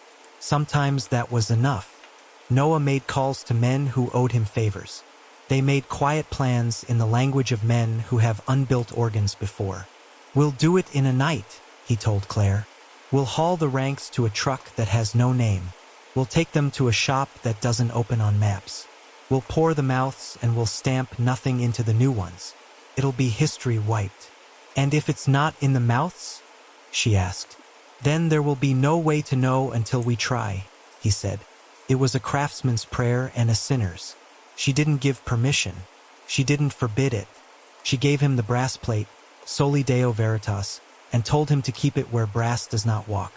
Her last night as a detective, she sat with Father Joseph on the church steps while a brass band 2 blocks away found the fast in a slow song. They said very little. Tired people rarely need explanations. They need syllables. Around one, the waltz came and pressed its pleasant, terrible hand against the boards. A boy on a BMX stopped pedaling and said, without looking at either of them, "I put sugar in the gas tank of my brother's car." He blinked, surprised by how little that mattered now that it had been said. He pedaled away. The night exhaled. "You could leave the city," Joseph said, not as prescription, not as threat. "The city has good ears," she said. "It would hear me wherever I went." He made a small sound that could have been agreement or affection. "Will you keep listening?" "Yes," she said. "I don't know how not to." She handed him her keys to the church. They sat like a small animal in his palm, warm and shy. "Thank you," he said, "for saying it where it could be heard." The next morning, Claire took the envelope with her statement to Internal Affairs and handed it to a clerk who had learned not to look grateful when people tried to be honest. She packed her desk into a cardboard box with an economy that looked like composure. She left her mug, the one that said "Humans are liars" in cheerful font, on the corner for someone who could use the joke. When she stepped out into the heat, the city carried on with its thousands of rhythms. Brass, tires, cellars, boys beating a bucket into a drum. In the distance, too faint to be recorded by anything she could hold in her hand, the waltz kept its count. Not judging, not absolving, doing the only job it had been built to do. That night, she went to Liliane's grocery and bought beignets that were wrong at that hour and coffee that was right. Lillian slid the bag across with a look that said she was neither fooled nor interested in fooling. "It's still going," she said. "It will," Claire said. "Is it good?" Lillian asked, surprising herself with the question. "It is true," Claire said after a moment. "Good belongs to other rooms." On her way home, a man on a stoop told the air he had lied about his alibi. A woman on a balcony whispered to the plants that the baby's father was not the man who took credit. Claire did not stop them. She didn't take notes. She walked, listening, the way you do when a song you don't love and cannot hate threads a city you cannot leave. Weeks later, the boards went gray with sun. Someone chalked musical notes across them in a child's hand, and the rain made the chalk sing an honest little smear. The bishop's office stopped issuing statements. The city continued to ask about liability in the clinically inquisitive tone of a parent who suspects a teenager of smoking. The Waltz answered none of it. It didn't have to. Claire kept her promises. She met with internal affairs. She sat in Louise Theriot's kitchen and drank sweet coffee and listened to stories about checkers. She showed up at midnight with Joseph when an usher called to say 3 boys were sitting on the curb and looking like they might give each other the wrong kind of courage. She told the boys they didn't have to be brave. She taught them 4, 5, 6 until it mattered less and they could stand up without collapsing into the song. Sometimes she dreamed of the loft. In the dream, she was always wearing the wrong shoes for stairs. The hands of bone hovered over the keys and never pressed. In the dream, the music stopped only when she said something she had not planned to say. She would wake with her mouth open and her hand closed like a child's. She learned to live with it. One night she woke and could not tell if the music was in the room or in her or in the city itself. She lay in the dark and counted 4, 5, 6 not to defy it, but to remind herself she had hands on the rail. Somewhere a siren found a key. Somewhere a laugh found its breath. Somewhere the waltz turned and turned and turned, patient as gravity, indifferent as time. In New Orleans, music tells every story. Some songs do not end until the guilty are named. And so our case closes. Detective Claire Duval stood where no detective should, inside a church that judges louder than any court. She spoke the truth she had buried, and for a moment the waltz released her. But the melody did not stop. It never stops. Even with the doors boarded, St. Augustine still breathes its rhythm into the streets. Confessions rise at curbsides, in alleyways, on lips that never planned to speak. Perhaps Evangeline Rainier only wanted vengeance. Perhaps she built something larger. A song that will not rest until every lie is dragged into the open. Justice or curse, it doesn't matter. The waltz keeps time. 1, 2, 3. 1, 2, 3. And if you ever walk past that darkened church at midnight and feel the air lean heavy against your chest, you may already be part of its dance. Thank you for listening to tonight's story on Somnolent Conspiracies. If you enjoyed it, please subscribe, ring the bell, and share the tale with others who walk the night. Your support keeps these hidden cases alive. Until next time, remember, in New Orleans, music tells every story, and some songs never end until the guilty are named. Good night, and thank you.